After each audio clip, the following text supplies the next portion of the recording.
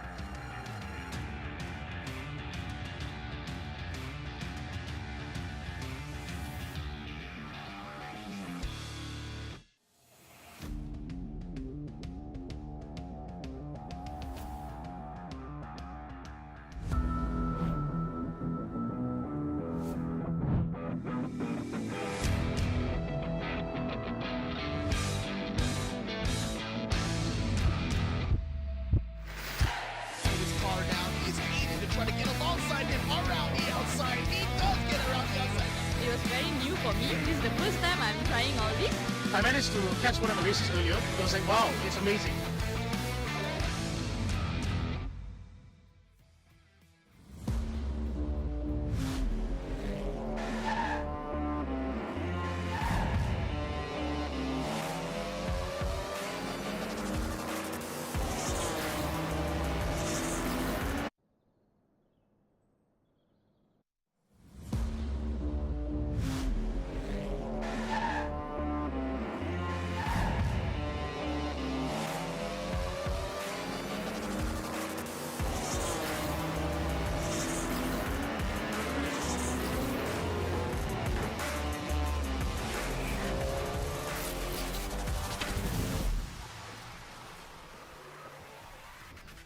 Ladies and gentlemen, those of you who are here live at Sunway Pyramid Blue Concourse, and not forgetting those of you watching from your devices, we're streaming live. This is the Toyota Gazoo Racing GT Cup Malaysia 2023 Grand Finals.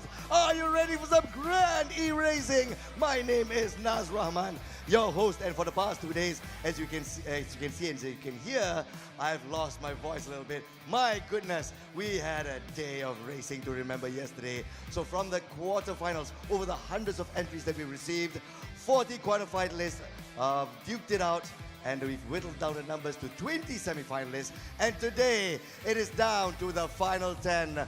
The total crash prize this year, the highest Toyota has ever given out for an e-racing sports championship, 90,500 ringgit in total. And the champion walks away with 25,000 ringgit. Thank you very much to our sponsors as well. Toyo Tires, Modelista, TCD Asia Company Limited, Denso Malaysia Sdn Bhd, NK Malaysia Sdn Bhd, Motis Malaysia, Toyota Capital Malaysia, as well as Kinto One. What can we expect today for the grand finals? It's over to our commentators, Victor Cax and Matthews Isaac. What can we expect, guys?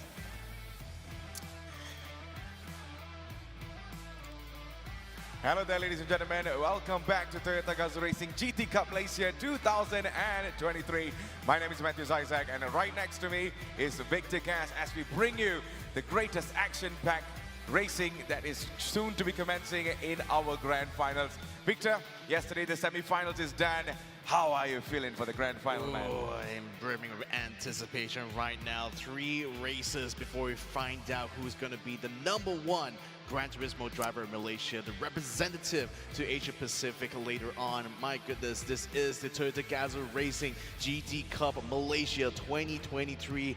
My goodness, what a journey has been, hasn't it? Yeah, satu journey yang cukup besar di dalam racing kita ni, dan juga pelbagai aksi dan pelbagai benda yang berlaku di dalam race kita, and I just can't wait to find out who is going to be crowned as champion today, Victor. Top 10 drivers, ultimate drivers, top talents all across Malaysia, and here we go for the ultimate prize. Exactly. I mean, again, even from yesterday's races alone, like that was a lot of really grand final worthy kind of moments, wasn't it? But then today itself is the actual grand finals. We've already filtered down from 40 drivers on Friday down to 20 drivers on Saturday, and now on Sunday 10 still remain. Yes, 10 pelumba yang akan bersaing tak lama lagi. Tetapi sebelum kita masuk ke dalam grand final, jom kita lihat sorotan daripada semi-final. Here we go.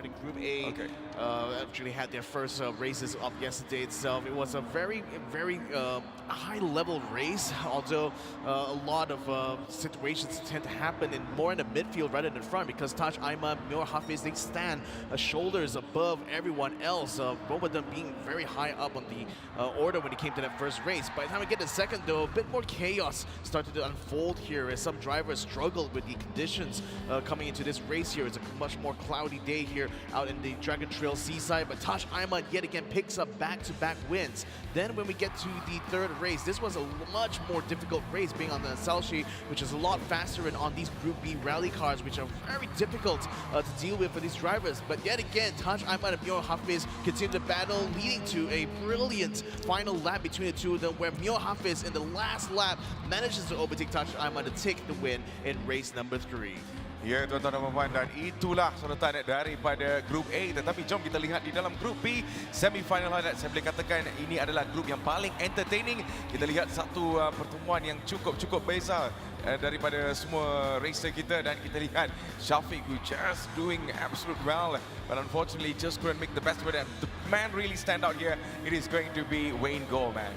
Yeah, Wayne Goh and Danish Wickeswaran raced their way to that first race, and Wayne Goh picked up that first win. Nevertheless, chaos still continued on in race number 2 there, with several drivers having taken spins early on in the race. Wayne Goh unfortunately caught the chicane of death, literally, and allowed Chong Kai Chan to move forward, and eventually he went on to take the win in race number 2. And in race 3, the chaos still continues on, though, as even though Danish and Wayne would try their very best to get themselves up on top, out of nowhere, things looked like it was going to be a very long, protracted race here, until Wayne pulls off this massive stroke of a move towards the end there to overtake 2 people, and in the end managed to keep himself up in front. Now, with Danish Wickeswaran picking up the win here in Group B, they had 3 separate different winners, and it really was a group that was, I think, like one of the tightest groups we've ever seen so far in the GT Cup Asia. Ya, betul. Pelbagai aksi yang berlaku di dalam grand final, di dalam semi-final sebenarnya. Dan inilah grand finalist kita yang akan bertemu tak lagi, dan di dalam tempat pertama sampai ke 10 kita akan bacakan nama mereka. Taj Izrin Aiman, Danish Wickeswaran, Myor Muhammad Hafiz, Wayne Goh, Alvin Chai, Chong Kai Chang, Haris Shami, Lowo Kid, Akil Saufi, dan akhir sekali adalah Chow Jen Ye. Dan inilah 10 grand finalist kita yang akan bertembung tak lama lagi. And I just can't wait to find out who is going to be crowned as champion, man. Yeah, 90,500 ringgit on the line, and the winner of this, yeah, the winner of this not only gets to claim themselves as the top Gran Turismo driver in Malaysia, but they will also be representing our country when all the regions come together to face off in the GT Cup Asia. So it's a lot of things are on the line here today, and the fact is that for these drivers, right, this has been a culmination of efforts throughout the year, because this is the only time they'll be able to show what they're capable of on the stage as big here as GT Cup Malaysia. Yeah, so benar.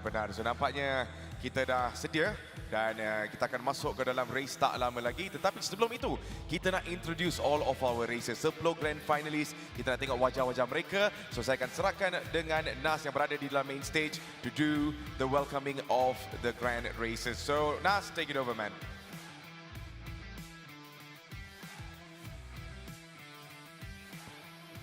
Terima kasih Victor Cax, terima kasih Matthews Isaacs, dan seperti yang dikatakan, kita akan perkenalkan 10 grand finalist kita right here secara langsung di Sunway Pyramid Blue Concourse. Ladies and gentlemen, introducing the grand finalist of the GT Cup Malaysia 2023.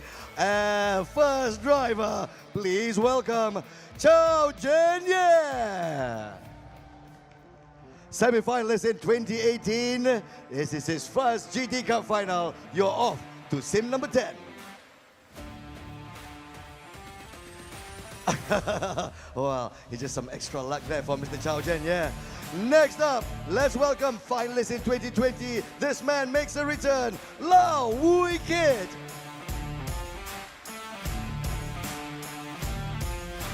You at sim number 9.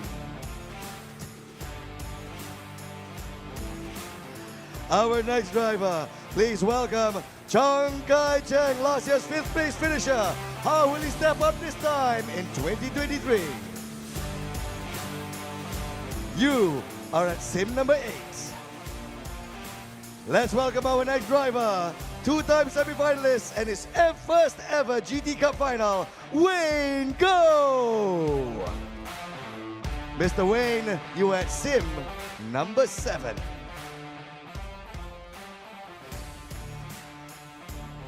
Next driver is last year's finalist and Gran Turismo World Series veteran with Team Malaysia. Let's welcome Danish Vigneshwaran. Mr. Danish, you at sim number 6. At sim number 5, let's welcome 2-time champion of this competition and first place winner at GT Cup Asia 2022 group category, Team Malaysia. It's Taj Aiman.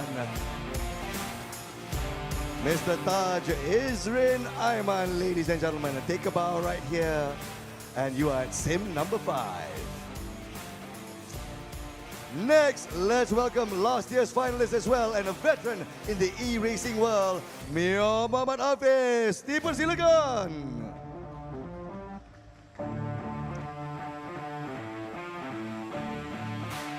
Mio Muhammad Hafiz, ladies and gentlemen, is at sim number 4.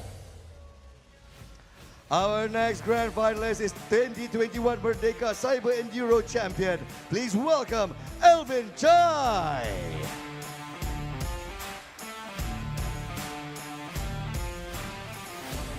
Alvin, you are at sim number 3. Next, we welcome our grand finalist, last year's finalist as well, Haris Shami bin Mutassim. He's been in the grand finals twice already. Will it be third time lucky for Haris Shami? We'll find out. You are at sim number 2.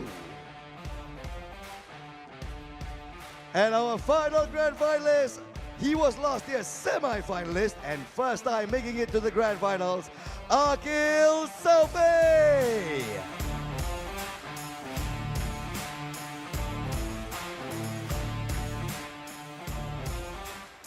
Akil Selfie, you at sim number 1. Grand finalist It's time to burn some virtual rubber. It's back to our competitors, Victor Cax and Matthews Isaac. Alright, thank you so much Nas dengan introduction para pelumba kita. So jom kita lihat race format yang kita akan gunakan di dalam grand final race yang pertama. So Victor Cass, talk us through about the entire race format over here. Yeah, Grand Finals kicks off with two back-to-back races on one same track. And just like we did with the semifinals yesterday, it's going to be a two-parter. So the first race will be a 15-minute sprint race preceded by a 5-minute qualifying session to determine the racing grid.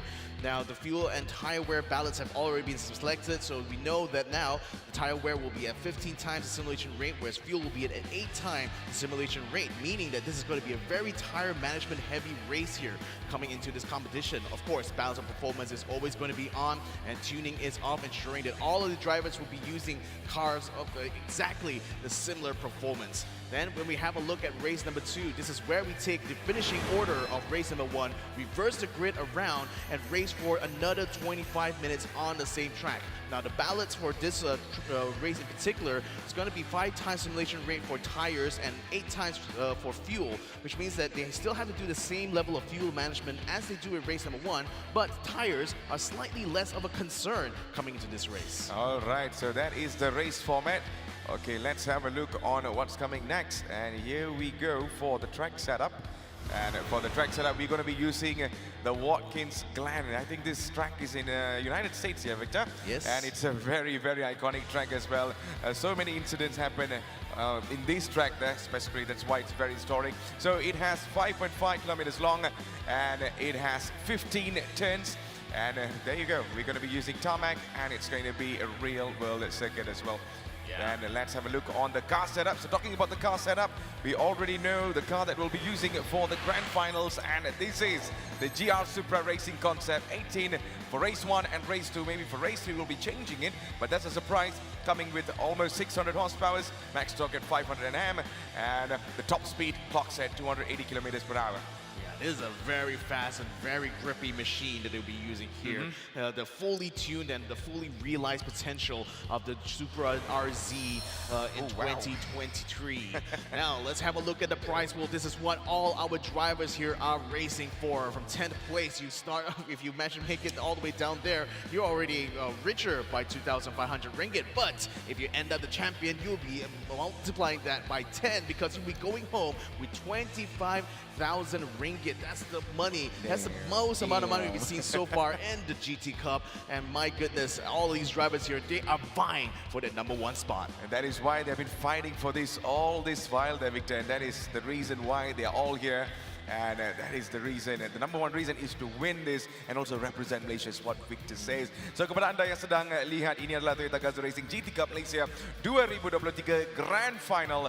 Dan kita akan mulakan perlumbaan race yang pertama tak lama lagi. But what I can really tell you at this moment is that we also have different races as well. Not only the actual races we'll be racing today, we also have the celebrities coming in and also the media races. So there's going to be lots of exhibition races. So hang in there and also have fun with us. But ladies and gentlemen, before we go into our race, jom kita lihat satu video ni yang menerangkan segala tentang track dan juga pelbagai setup di atas litar. Here we go.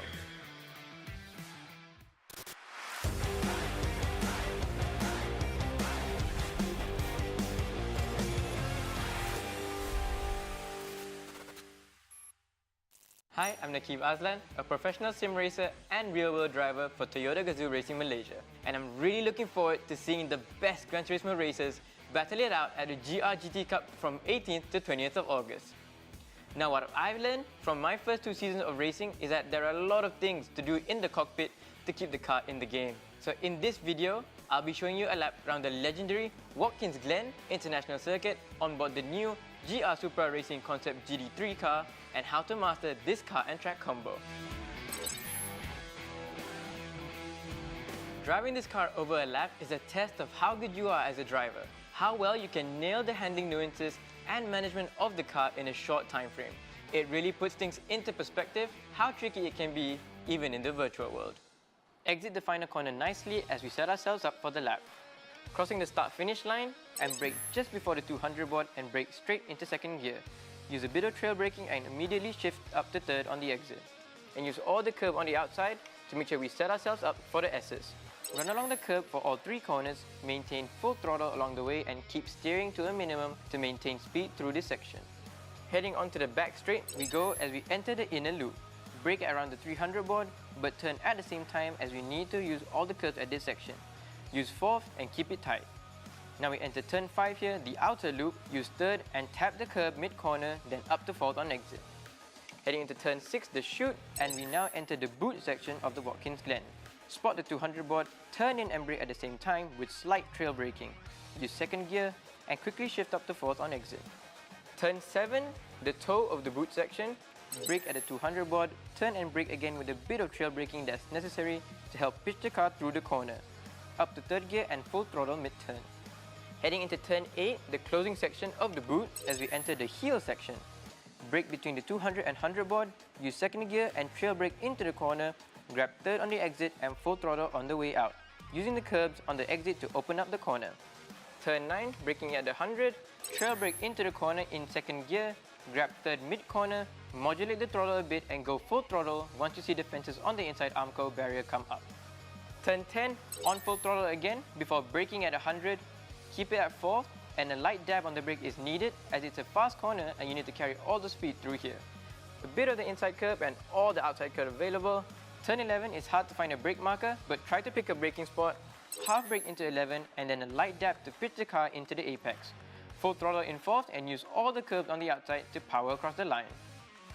And that's a lap around Watkins Glen International Circuit, which is one of the official tracks for the Grand Finals of Toyota Gazoo Racing GT Cup Malaysia 2023.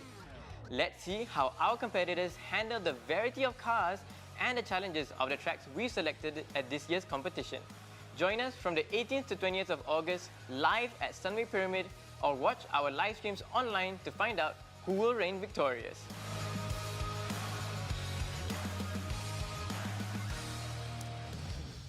Alright, so tuan-tuan dan puan, itulah sedikit informasi tentang track yang kita akan gunakan untuk hari ini. And Victor, I think this track is absolutely iconic. We know so many things have happened over here. Back then in the Formula One from 1961 all the way to 1980. Lots of amazing, it's a very historical track, but what is the one thing that really amazes us in this track, Victor? Oh, I mean, it's the fact that it's a classic track. You know, you still have plenty of elevation changes, and it's a very fast and flowy circuit as well. So the thing is that this track played host to the United States Grand Prix in the time period that you mentioned just now, from the 60s all the way up to the early 80s.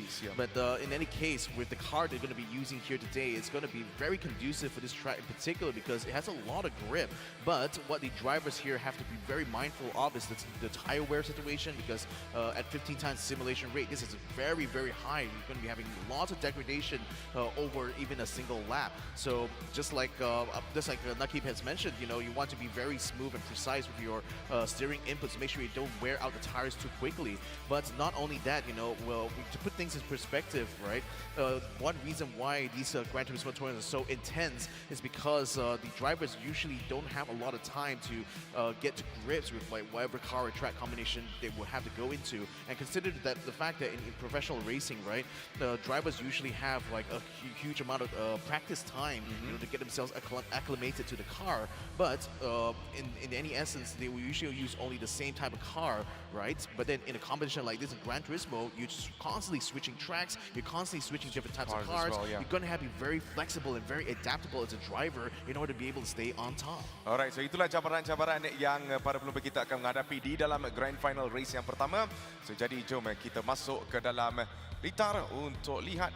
It's going to be the qualifying. So ini adalah qualifying session di dalam Grand Final dan inilah 10 pelumba yang akan bersaing tak lama lagi. Tetapi sementara itu kita nak mendapatkan masa yang cukup baik, masa yang agak positif untuk mereka untuk berada di dalam grid start yang baik. So jadi kita akan mulakan qualifying kita yang will be going for another 5 minutes. 5 minit untuk melakukan qualifying dan selepas 5 minit itu kita akan masuk ke dalam race kita secara rasmi. Chao Jin, yes, the driver we're focusing on right now. He has a storied history with this game because he's been playing Gran Turismo ever since the first title came out on the PlayStation 1. I mean, this guy's been playing Gran Turismo even longer than I think a lot of other drivers have actually been driving in The Sims though, so we're going to be having a lot of anticipation of what he can do. And Chao Jin-Ye, not only being a representative of Negeri Sembilan, he's also the oldest competitor here at 37 years old. So it goes to show that even an old dog can sometimes have quite a few new tricks to show the youngsters. Absolutely, man. I think experience comes in as well. But yesterday, kita betul-betul dikejutkan dengan pelbagai performance daripada pelumba kita. Tapi one thing I can really look forward to, mereka berada di dalam satu grup yang cukup besar sekarang ni, Victor. All top 10 are really good. We cannot just say daripada grup A, inilah 5 ni akan menjadi the top 5. Tidak. You never know, anything can happen. It can happen indeed. Yes. And Touch Ayman knows that more than anyone else. You know, he took back-to-back championships in 2020 and 2021, but then he got dethroned by Iqbal Suji in 2022, and now he's come back here to try to reclaim that crown. And he knows that it's never definite. You know, coming to these competitions, you always have to be on top of your game every single step of the way. Sangat-sangat benar. We have to be on top of our absolute game. Tetapi Victor, ada sedikit saya nak tanya tentang track kita ni. Terdapat beberapa insiden yang berlaku di dalam inner loop. Is there anything that you can add value to this? Oh man, it's just kind of like the chicane of death in Dragon Trail. It's a very fast two back-to-back chicanes, so drivers have to be very precise in what kind of line they use going through there. The curbs on those two chicanes are not as aggressive compared to Dragon Trail, but still just as deadly if you don't nail your entry as well as your exit. But what's more important is that immediately after this point, you have the very long outer loop sweep, and then going to shoot into the boot section at Watkins Glen. The boot section is actually one of the best overtaking spots here on the track. So imagine if you make a mistake from the inner loop itself and then get yourself out of shape for the outer loop, there's no way you're going to be able to set up an overtake in the most important section of the track. Okay, this is going to be very challenging setelah kita mendapatkan detail-detail yang sangat-sangat important sekarang ni di dalam inner loop dan juga outer loop bersama itu berada di dalam seleko yang kelima. So that is something that we really need to watch out for these racers, dan mereka menggunakan kereta yang agak cukup laju sebenarnya. It's clocking about 280 kilometers an hour, and I'm not sure if they are able to achieve the top speed. Do you think it's able to achieve the top speed in this track, Victor? I don't think so. Like, the straights are not as long as some of the other tracks we have, although I would say like the average speed over a lap is still quite high actually, and especially given these cars have plenty of downforce and plenty of grip, drivers can simply maximize a lot out of this car here on the track, just like Watkins Glen. Now, we're already 4 minutes into this qualifying here. Danish Rigas-Warren has taken the provisional pole right now with a time of 1:44.5, setting the bar ever so high for everyone else. And surprisingly, Choi Kai-Chang also out-qualified Taj Ayman to take second place provisionally, whereas Taj Ayman and Mio Hafiz, the fastest drivers from Group A, they are now currently sitting in 3rd and 4th place respectively. Okay, very impressive driving daripada Danish Rigas-Warren so far, dan beliau berada di dalam tempat pertama. Boleh dikatakan he is the fastest so far di dalam lap ini, tetapi adakah beliau dapat melakukan yang sama di dalam race nanti, Victor? That is going to be a question. Yeah, I mean, you're already laughing, huh? That's the point I always keep trying to emphasize, because like it's one thing to be good at qualifying, but it's another thing as well to be good in the race too. So Taj Ayman and Mio Hafiz, even though they're currently sitting on the second row, you cannot count them out in this race here, ladies and gentlemen. So Danish Rigas-Warren, he's not even like that secure in this provisional pole, because it's only 129 milliseconds faster than Chong Kai-Chang. So if Chong Kai-Chang can actually pull and eke away an extra tenth or two on this track, he will already take away that pole position. Yes, benar. So nampaknya kita on board bersama dengan Alvin Chai. Berumur hanya 30 sahaja, dan beliau pernah menjadi 2021 MSF MEM Merdeka Champion. Tapi sekarang beliau kini berada di dalam Lita secara virtual. And he was very impressive juga, dan itu dia Wayne Goh. Nampaknya, I think now is the best time to do all the trial and error, Victor. So I'm very sure beliau akan lebih fokus di dalam seleko itu. He needs to be very careful in that sorts of area, because it could be his weak point. We never know. Yeah, I mean, again, this is going to be a very hotly contested area here, just after the heel of the boot section at Watkins Glen. And Wayne, yeah, I mean, again, if you have any more mistakes left in your system, this is the right time to get it out, right? Yes, benar. I think qualifying is always about this. It's all about your trial and error dan anda kena melakukan yang terbaik di dalam qualifying, bukan saja di dalam race juga. But nampaknya sudah pun tamat qualifying session kita dan mereka pun sudah mendapatkan kedudukan mereka di dalam grid. So jadi kita akan mulakan race tak lama lagi di dalam Toyota Gazoo Racing GT Cup Malaysia 2023. It's the grand finals. Victor, are you hyped up for this, man? I am ready, dude. I am so ready. This Yes. Every time it's going to be a GT Cup every year. It's always the highlight of the year for me because this is the place where I get to see the best sim racers in Malaysia duke it out against each Hey, other. you were a sim racer last time as well. I still am. I mean, You still am, eh? I still am. Once Alright. a sim racer, always a sim racer, right? Alright. So itulah tagline kita tuan-tuan dan puan. So jadi kita akan mulakan race tak lama lagi dan qualifying session sudah pun tamat. I just can't wait to find out who's going to be the champion. Tetapi race pertama will be very crucial for them. They have to get the points. They have to be in the top 3 and this is the best 10 races going toe-to-toe di dalam race ni. Yeah, so wow, I cannot wait to see how this will turn out, and especially given that, like, I mean, a vast majority of our grand finalists here are alumni from previous seasons of the Velocity Championship back in the day. But then it's good to see that also still new drivers come in, like Akil Salfi having his first appearance ever here in the finals. Alvin Chai as well, first time he's ever gotten this far in the competition. So I mean, there's so many things to keep an eye out whether or not Taj Aiman will be able to get his third title here, whether or not Danish Bigoswaran will be able to shut up all the critics here, you know, by actually taking a win in this championship. Wow, and then Lau Wicked as well coming back into this year, having so much improvement. Chong Kai Chang and Wayne Go literally showing that they are also drivers that have to be watched out for by everyone in this competition. I mean, again, all 10 of these drivers deserve their place in this grand finals here, but in the end of the day, only one person will go home with that big prize. Ya, so itulah pelumba yang kita mencari sekarang ni dan terdapat beberapa nama yang agak besar will be going into it. Saya suka juga confidence daripada Danish Bigoswaran. Mio semalam mengatakan satu statement that he is going to be absolute doing his best di dalam race ini. Tapi kita akan mulakan race yang pertama di dalam grand finals. Here we go. Here we go. It's gonna lights out and away we go. Danish Bigoswaran trying to head off Chong Kai Chang. He goes immediately defensive into turn number 1. Who is gonna be able to come out there? Too wide. There is Danish, has it tucked in, but Chong Kai Chang beats him to the punch and takes the lead going into that first turn. Alvin Chai, Chavi Shami as well as Chao Chen Ye now fighting for 6th place here while Lau Wicked watches from behind in 9th place. They are going single file line now into this first section, a very fast series of corners now and on to the back straight. Yeah, so we are on board right now bersama dengan Mior Hafiz dan bagaimana pula Mior akan mengaturkan strategi beliau yang masuk ke dalam seleko yang kelima. This is the chicane that we were talking about dan kita tunggu dan lihat adakah kita akan lihat pintasan daripada racer yang lain. Kita juga lihat Taj Aiman memberikan saingan kepada Danish Bigoswaran yang kini berada di dalam P yang kedua, tetapi Chong Kai Chang has been absolutely impressive dan Syami kemungkinan berada di dalam seleko yang agak bahaya sekarang, tetapi well done by him to shut the other racer off. And what a race we are having in our hands. Not even in the first lap there, Victor. Yeah, here we go.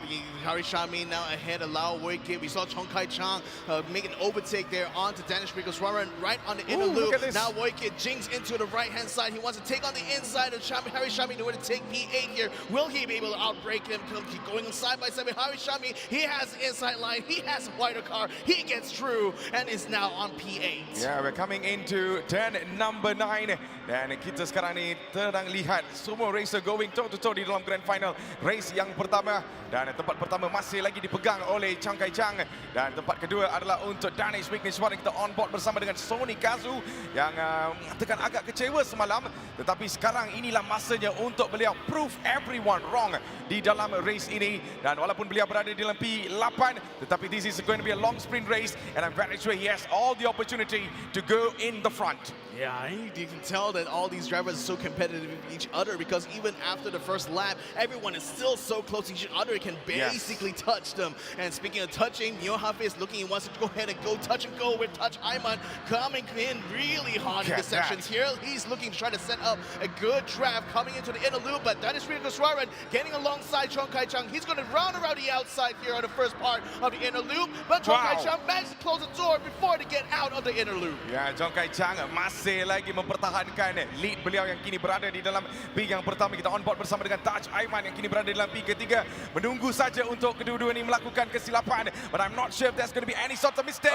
Dan Touch Ayman berada dalam garisan ke dalam dan terus memintas Danish Wigneswaran dan mengambil P yang kedua. That was the lightest of touches there, but Touch Ayman made the move, but Danny's trying to fight back going into the toe of the boot. He's good having the inside here, hooks it up then on the racing line. The Touch Ayman force going a little bit wide, but Danish still alongside. They're not done yet in this battle for P2. Now getting onto the heel, it's going to be a much tighter corner here. Danish has the inside. Muir Hafiz is looking to try to tail along through there as Touch Ayman is still left a little bit out on the outside. Danish goes in front. He's now up in the second place. Oh, this battle is not going to end anytime soon, Victor. Nampaknya Danish Wigneswaran dan juga Touch Ayman is going to be a very top contender untuk berada di dalam race ini. Dan Chong Kai Chang nampaknya sudah pun escape daripada perlawanan antara dua-dua ini dan kini berada di dalam P yang pertama. Danish Wigneswaran menunggu saja to go closer and closer dengannya, dan sekarang kita terus masuk ke dalam the long straight sekarang ni dan menuju ke dalam seleko yang pertama. A 1 second penalty there for Touch Ayman. He might have gone off the track a little bit. Yes, as we know, the track penalties tend to be very, very strict here in Gran Turismo. Now Danish Wigneswaran is half of 4/10 of a second ahead of Touch Ayman. Now he's trying to catch up to Chong Kai Chang, but so far has only been able to gain a 1/10 of a second here. Lao Wei Kit already up in 8 places. Now got Chao Jin-Ye in his sights. P7 might just be right for the taking by the time we get to the inner loop. Ya, so kita on board bersama dengan Sony Gazoo sekarang ni dan mereka terus masuk ke dalam inner loop. And this is the most important loop in the track. Sedikit kesilapan, you could be off. And masih lagi kita lihat Sony Gazoo dengan movement yang sangat-sangat baik di situ. And he's still chasing there, Victor. Walaupun berada di dalam P yang ke-8. And maybe the pit stop strategy could save him. I'm not sure about that. Still trying to gain as close as he can. You can see the tires already wearing out very quickly here. We're 4 minutes in, and Touch Ayman is already having half of his front left tire completely worn down. Now the penalty line will be coming up, so that will allow him to serve that 1 second penalty, and that's going to put him further down from Danish Wigneswaran. He's going to have to watch out for Muir Hafiz behind him though, because Muir is going to be able to get past it. So does Wayne Go at the same time. Touch Ayman loses yet another place as well. Down all the way to 6th place here. Everyone else in front of him, and now jostling for position. Alvin Chai trying to head off Touch Ayman, and that's opening the door now for Chao Jin-Ye to get himself close to Touch's car. Itu yang saya mengatakan, Victor. 1 second penalty is going to be very huge, especially when we have a very high speed track sekarang ni. Dan kita akan teruskan dengan race ini dan kita on board bersama dengan Sony Gazoo yang masih lagi berada di dalam P8. Belum lagi kita lihat pintasan daripada Sony Gazoo, seorang pemuda daripada Pulau Pinang, dan kita masih lagi tengah lihat beliau sedang mengejar Chao Jin-Ye yang kini berada di dalam P yang ketiga. Kita menuju ke dalam seleko yang pertama dan kita tunggu dan lihat is there going to be any sorts of attacking movement daripada Sony Gazoo. So far no movement yet, Victor. Kita mempunyai lebih kurang 10 minit di dalam race ini. Yeah, he's more focused, I think, at this stage about the tire situation here, because he knows trying to fight for places on the track on like Watkins Glen may not be the easiest thing in the world to do, especially when you're that far down in the grid. So pit strategy is going to be of the utmost importance here for Lao Wei Kit. He has to make sure he wins his own personal race here before trying to race anyone else. Chao Jin-Ye almost had a look at the inside Touch Ayman, but unfortunately got a little bit out of shape on the exit here, allowing Lao Wei Kit now to catch up to him. He's getting the draft onto him by the time to get into the boot section here, trying to go around the outside. Cannot find a gap though, cannot find the speed, so Chao Jin-Ye still stays up in front here, but he's going to try to go around the inside of Touch Ayman. It's going to be a battle now for 6th place there, side by side as again around to the toe of the boot, but Touch Ayman still has the line right now. He's still hanging on for dear life as Chao Jin-Ye gets all the way out, and Lao Wei Kit slips in from the inside. This is entertainment, Victor. Walaupun Touch Ayman berada di dalam kedudukan not in the top 5, tetapi beliau doing everything he can to put a really good fight dan terus mendaki ke dalam P yang pertama. So kita on board sekarang ini bersama dengan Sony Gazoo. Itulah, that is the camera that is focusing on this man. Tiada lagi changes di dalam posisi sekarang ni dan kemungkinan ada peluang untuk beliau memintas Zhao Jianye. Zhao Jianye masih lagi menjadi satu watak yang tidak memberikan beliau laluan di hadapan Victor. He's keep on denying all his movement. Look at that. He's just diving in to close his road there. And they are going to go into the pits now. Things could change right here. Yeah, Mio Hafiz, Chong Kai Chang, Taj Aiman, and Wei Kit Lau have gone in for the pit stop now at the 7-minute mark. The rest of the drivers seem to be going out for yet another lap here, even though the tires look very much worse for wear. Zhao Jianye currently now sitting in 4th place. Alvin Chai is ahead of him by 0.8 of a second. Danish Warren is leading a race ahead of Wayne Go, and these are the guys who will probably have to pit either in this next lap here, or will they try to risk taking another one here, because I think fuel-wise they might still be able to make another run. Ya, so kita on board bersama dengan Zhao Jianye. Kita mempunyai lebih kurang beberapa minit saja di dalam sprint race ini dan beliau berumur 37, Victor, dan it is pretty much his first Gran Turismo. Yeah, been around. He's old enough to have been playing it on the PlayStation 1. Now Alvin Chai is trying to hold off Zhao Jianye, but look at the way he's gaining on him onto the outer loop. Now he's going to be coming into the boot here.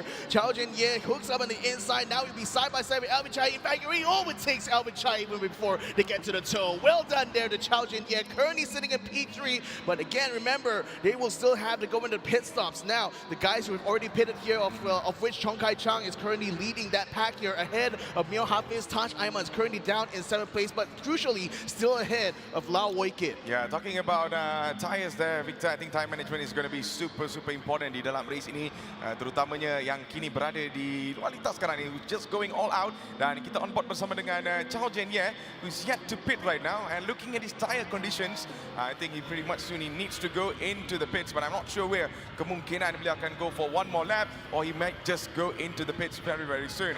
Dan let's see if there's going to be any changes. Ada changes di dalam P1 dan juga P2. Masih lagi dipegang oleh Danish Joran yang baru saja masuk ke dalam pit. Wayne Go juga masuk ke dalam pit, and Zhao Jianye is in the pits as well. Yeah, so they're all jumping into the pits. The guys who haven't pitted earlier on, and Chong Kai Chang looking like he's going to be a shoe-in for the lead. Surely, as Taj Aiman chases hard onto Mio Hafiz now, he is 0.3 of a second behind him by the time we get to the final corner. So it's going to be a perfect setup for him to try to get a draft here and hopefully get even closer to Mio Hafiz by the time we get to the back-to-back turns 1 and 2. Now Taj Aiman, he knows that this is going to be a big opportunity for him, so he is desperate to try to keep himself as close as possible to Mio Hafiz. Tries to hook on the inside there. Someone's coming out of the pits there. I think that could be Zhao Jianye, who just came out there, but that's Danish Warren who's come out just behind where Mio Hafiz Taj Aiman is. So the three fastest drivers here are now battling it out for a place on a possible podium. Taj Aiman catches Mio Hafiz. Now he is alongside, has the inside line going in a loop. He's going to close it right there on the breaking point. He's up into the 2nd place. Tak habis-habis, Victor, this perlawanan antara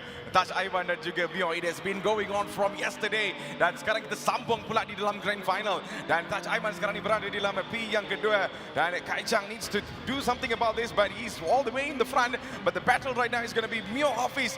Will he able to close down Taj Aiman sekali lagi ataupun tidak? That is going to be a very big question. Kita terus masuk ke dalam Seleko yang ke-7, debut boleh dikatakan, dan kita on board bersama dengan Mio Hafiz, who kind of be impressive from the start, but right now he's putting on a lot of pressure coming from Taj Aiman, especially Victor. Yeah, Danish Warren also waiting in the wings. He's only caught up to half a second of Mio Hafiz. Wayne Go follows behind him as well, so it's still a four-way battle practically if you count Wayne in the back there, although he's very much far off compared to the other three here.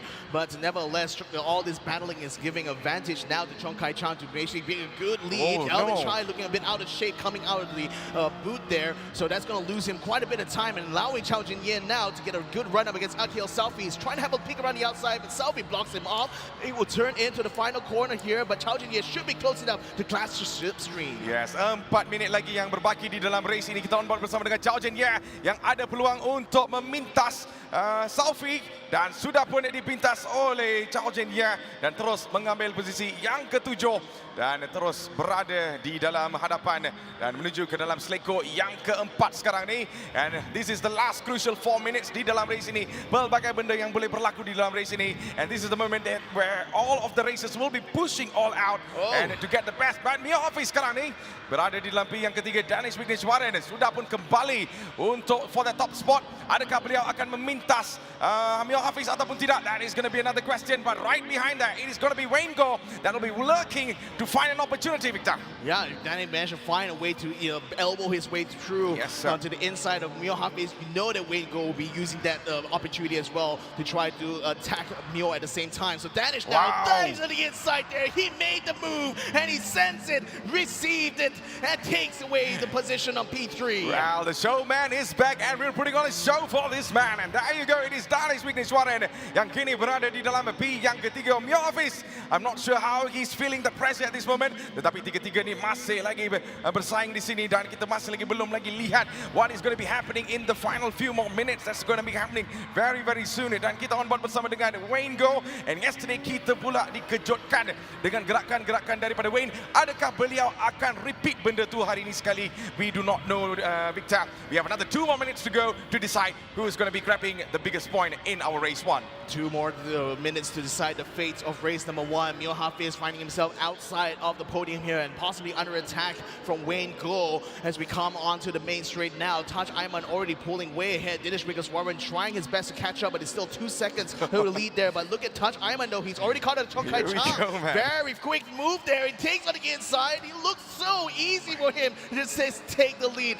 Well done there, Taj Ayman. You are now P1. Yeah, phenomenal performance daripada Taj Ayman yang kini berada di dalam P yang pertama. He came all the way from P6, Victor, and he climbed all the way to the front. Adakah sesiapa yang akan mencabar Taj Ayman pada musim ini? 2 kali champion. Tetapi is there going to be a number 3 written for this man? We will find that out very very soon. We have almost 1.50 minutes very very soon. That's going to be finishing in our race. Kita on board bersama dengan Wayne Go. And can Wayne Go grab something out of Mio Hafiz? Dan Mio Hafiz berada di dalam garisan luar. Dan bagaimana pula dengan gerakan daripada Wayne Go sekarang ni? Adakah beliau menuju ke dalam selekok yang ke-7 sekarang ni? Dan Mio Hafiz still closing down there, Victor. No way for Wayne Go, but he's just waiting. But Wayne Go sekarang sudah pun memintas Mio Hafiz dan mengambil P keempat. I have no idea how that happened, but this man is full of surprise. This is why this is the most important place here. It's only here that it's possible to have a switchback just like that allowed Wayne Go to be able to get in front of Mio Hafiz. It looked like Mio was going to be able to keep the position, but at the last moment, just like he did yesterday in the semifinals, Wayne Go could suddenly find a way to get through, and now he's up into the 4th position. Yeah, perfect move daripada Wayne Go. One of the brilliant races so far di dalam GT Cup Malaysia 2023, and I just can't wait to see how he's going to be progressing in the future as well. Tetapi kita on board bersama dengan Mio Hafiz sekarang ni, and looking at the gap 3.6 saat yang berada di belakang Wayne Go. And we are coming into turn number 1 right now, Victor. What is happening on the race leader? Taj Ayman sekarang berada di dalam P yang pertama. And that's the showman. This is the alien that we've been talking about. Is there anyone who's able to challenge the title with this guy? It's simply out of this world, isn't it? Danish Wigneshwaran now has also overtaken Chong Kai Chang, so he's up into P2 now. Chong is trying to fight back here, but he unfortunately doesn't have position by the time to get into the inner loop. Now getting aggressively over the curb, Kai Chang is starting to gain a bit on Danish Wigneshwaran, but by the time to get to the outer loop here, it's a little bit tricky for Kai Chang. He has to let off on the gas a little bit in order to keep his car steady through this very long sweeping right-hander. Now coming into the boot section, Danish Wigneshwaran has to slow down a little bit. Chong Kai Chang has to be mindful not just of the guy he's trying to chase, but mainly the guy behind him, Wayne Go, who is lurking around, hoping to try to catch a podium position here, while Chong Kai Chang loses out on time compared to Danish Wigneshwaran. The gap now is standing at 1 second. Kai Chang's going to defend. Danish touches the grass a little bit outside and almost loses the control of his car. I mean, you do not want to be making mistakes like that, Victor, especially apabila anda berada di dalam grand final dan anda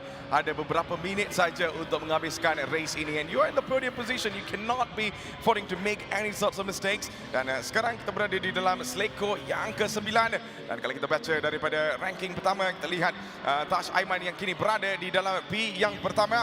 And I believe this is the final lap there, Victor. This is the final lap. He's coming around the final corner. Taj Ayman, he dropped the 6, but he fought back. He came back, and now he is the winner of race number 1. Checker flag is out. Danish Rickerswarer takes second. Chong Kai Chang takes third. Wayne Go finishes in front of Muir Hafiz to take 4th place, and Muir in 5th. Now, Hao Wei Kit takes 6th place. Chao Jianye is in 7th. Alvin Chai makes it to 8th place. Akil Selfie, a little bit slow on the line there, but still will be taking home 9th place. Howie Shami, unfortunately, will be finishing last in 10th place. Yes, the best of the best, the top 10 drivers battling all out di dalam race pertama Grand Finals, and these are your winners so far. And what a performance daripada Taj Ayman, walaupun ada penalti jatuh ke belakang dan terus masuk ke dalam peak yang pertama, and there's no one touching him at this moment. Dan Danish Rickerswarer di dalam peak yang kedua, peak ketiga untuk Chong Kai Chang. And I just can't wait to read out all the official results. Dan official results will be out very, very shortly. Tetapi Victor, it is the first race, and it feels like it is the last race now. That's the thing. You have to be 100% on the money once you come into these races, even from the first round itself.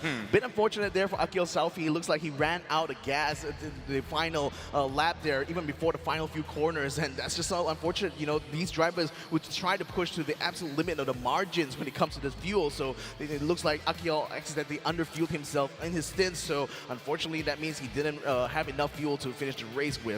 But nevertheless, this is a provisional result as it is right now. Taj Ayman, a brilliant comeback there. He qualified in 4th place, dropped down to 6th due to a 1-second penalty, but then still came back to take the overall win here in race number 1. What a brilliant performance here for the 2-time champion of the GT Cup. 2-time champion. Now he's looking for the number 3, Victor. So itulah soalan besar yang kita pun tidak mempunyai jawapan. Adakah Taj Ayman akan menjadi pemenang sekali lagi ataupun tidak? That is going to be going to be a huge talking point untuk hari ini juga. So kepada anda yang baru saja masuk, ini adalah Toyota Gazoo Racing GT Cup Malaysia 2023. Anda bersama saya, Matthew Isaac, dan juga Victor Gas selaku pengulas rasmi anda untuk membawakan semua aksi-aksi yang berlaku di atas litar di dalam Grand Final. So I think the race is over. Race pertama, satu race yang cukup mendebarkan sebenarnya, Victor. And I was really into the race. Actually, I was like, wow, this should be the final race. Tetapi ingat, kita mempunyai 3 lagi race, and that is going to be a long way. Baru race pertama habis. Kita ada race yang kedua, kita juga ada race yang ketiga nanti.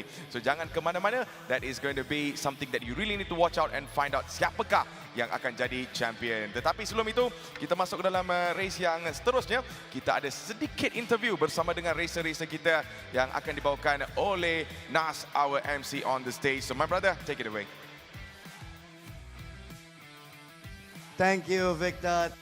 Matthew, dan di sini. Wow, I don't know about you guys, I couldn't take my eyes off the race. Positions were changing across all 10 positions, and we take a look at race champion this time around for race 1, Taj Ayman. Now, Taj, kita nak dengar strategi sikit sebab masa qualifying tadi, 3rd place kan? Kita mula kat P3 and you went down all the way to P6. Apa terjadi kat sana? At first saya rasa saya masa qualifying itu memang nervous kot rasanya. And Awak buat silap? Taj Ayman buat silap? saya rasa semua orang pun buat silap. Saya pun itulah a bit nervous lah tadi and qualifying. So then macam itulah saya strategize from the back, cuba take risk lah. Take risk Okay, apa kita nampak daripada P6 tiba-tiba the last few laps memecut terus ke depan. You used soft tires. Everybody else changed to medium. So that was the race you were talking about? Sebab saya tengok medium macam tire wear dia a bit different dengan compare saya practice before, and saya tengok soft macam boleh pergi lebih lama lah. So I take risk to ambil satu lap tu dengan one tires time tu. Dan bila tengok ngam-ngam dia dah merah menyala dia ni macam Ultraman dah macam tu. So it was a race well taken. You have taken P1 for race 1. Mr. Taj Ayman, the man to watch for this year's Grand Finals. Terima kasih, Taj. So we'll let them relax for a bit before we go on to race 2. Meanwhile, let's go on to 2nd place winner, Mr. Danish Vigneswaran. Danish, you ran a crazy race today. Overall, we saw positions changing all across the track. So, what did you think about this? What were your thoughts? And did you actually plan for a podium? I mean, I know you planned for a podium finish, but did you expect second place for this one? I don't know. I think I don't have any specific target like podium, or I just want to have a good race. That's all. For me, I'm just trying to do my best. All right, at this time, you really did do your best because we saw positions changing. Who was your closest competitor, as you can see, for this race one?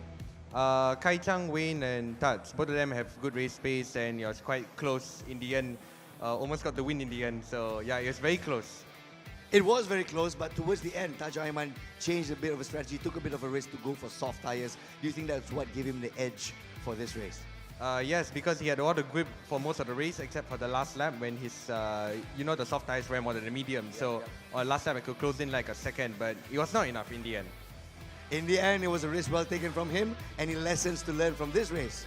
Yes, just try and defend more in the first lap. But just play it safe also at the same time, at the first lap. At the first lap, that is. Danesh is never a driver known for being safe. I seeing a different side of Danesh Vigneshwaran this year in 2023. What changed for you, man? I don't know. I think all the things, just the mentality, mainly the approach mentally, because it's you got the pace, but then if you're not strong here, then what's the point? Excellent. You've taken all that you've learned across the seasons, and I think you're making a difference this year, that's for sure. Danesh, a lot of people are supporting you from the back. Ladies and gentlemen, second place winner, Danesh Vigneshwaran. Let's give him a big round of applause. And let's take a look at race leader once upon a time. And then somehow slipped up towards the end. We have Mr. Chong Kai Chang over here. Am I disturbing you, sir? My humble apologies. You were leading from the start, man. What happened? Mistake. Mistake, which part especially? The pit stop, because I underfueled my car by 1 lap, so the last 2 laps I have to save a lot of fuel to regain to make sure that I can go until the end. So the strategy was to top up on less fuel. You wanted to do some flying laps. Or was that the strategy? Not really, it's just a sudden lapse of concentration. This is something that shouldn't happen in the grand final. Let's see what we can do in the race 2. Oh man, you look really down, bro. So for race 2, what are the things to consider? Especially, it's the same track, reverse grid, same car. What are you going to change? We shall see, because the condition is changing all the time. It depends on your position on the grid as well. So I will just plan as I go. Plan as you go, huh? Is that a good plan for especially the grand finals, especially if you're fighting for 25,000 ringgit? I have a baseline plan, but we have to adapt and improvise throughout the race. We can't just stick to the plan, and we might lose out in the end. I think in this grand finals, you've got the mindset absolutely right. Anything can change during a race, and it's just about adapting to the situation, correct? Yeah, that's correct. Very good. Mr. Chong Kai Chang, third place. Last year, fifth place in the grand finals. Will he step up and do one better? We'll just have to wait and see. Meanwhile, it's back to all competitors. Victor Cax, Matthews Isaac. This year's GT Cup grand finals is really, really something to remember. Let's take a look at the race highlights of race 1. So the start of this one was really good though, because like the Group B guys actually made their way to the front during qualifying, and just like Danesh Vigneshwaran said, that first lap is really crucial, because while you're still jostling for position, you still kind of want to play it safe, because if you make a major mistake here, you're going to pay for it heavily in the rest of the phases, because you're just constantly going to be playing catch up from that point on. And to the point of Chong Kai Chang, right? Like, it's so easy to make a mistake to underfuel a car, because it's very much relying on you just waiting the allocated amount of time when you're inside the pit box, right? So sometimes if you jump the gun a little bit, you might end up underfueling your car accidentally, and then by that point, the last lap for you is not so much going to be about pushing, but more about making sure that you just have enough fuel to make it to the finish line. Yes, that is something that we saw. I think very valuable take daripada Danesh Vigneshwaran dan juga pelumba yang lain juga yang memberikan kata-kata mereka apabila Nas was interviewing them. But throughout our race number 1 there, Victor, your standout driver for this?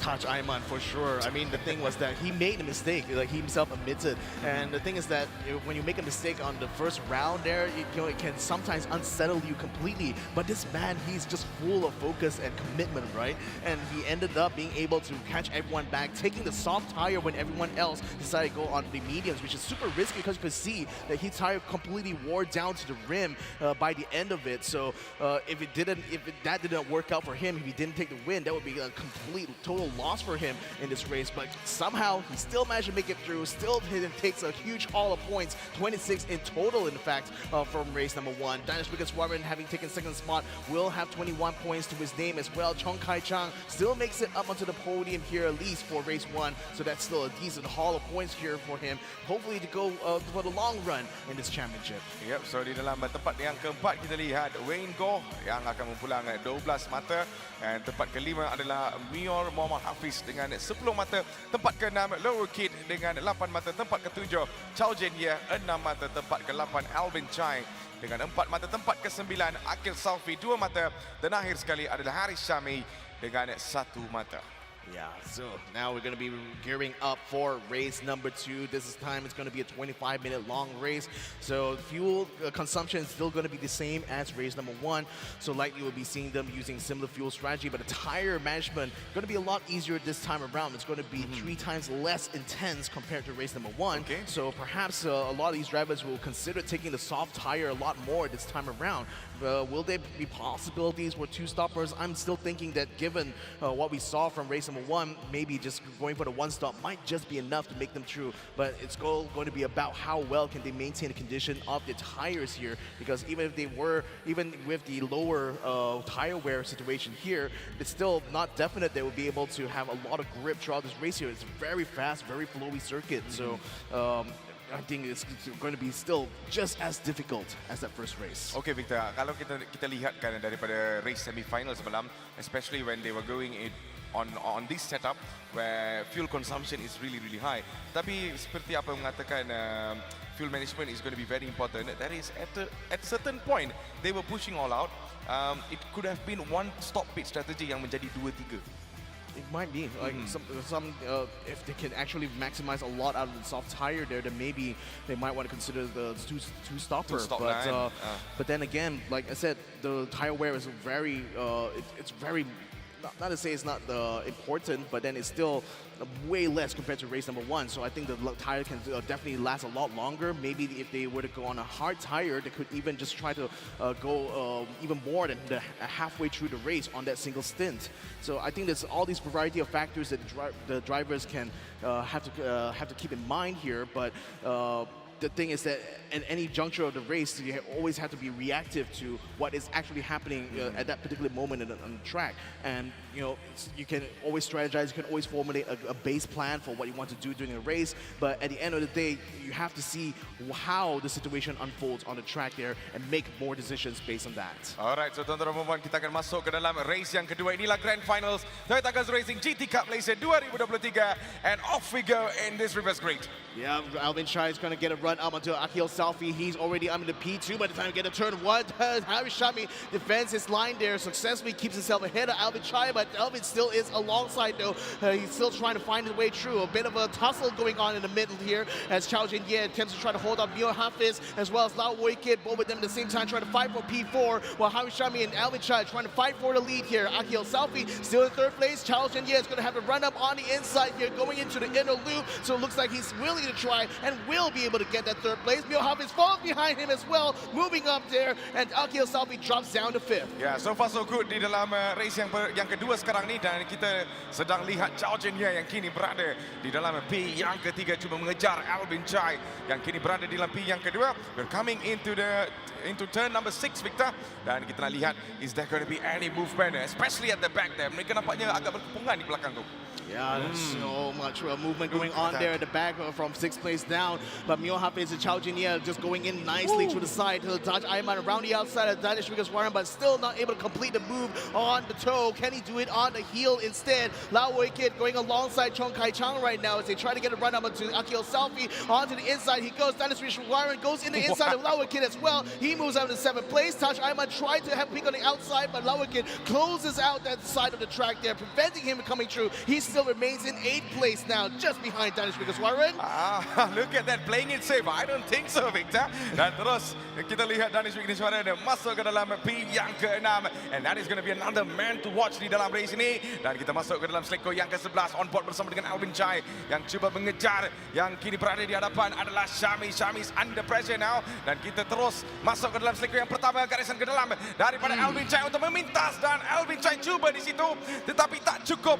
Could this be another moment for him in the next corner now? Tetapi itu dia, sudah pun berada di dalam P yang pertama. He managed it so well and left Shami behind.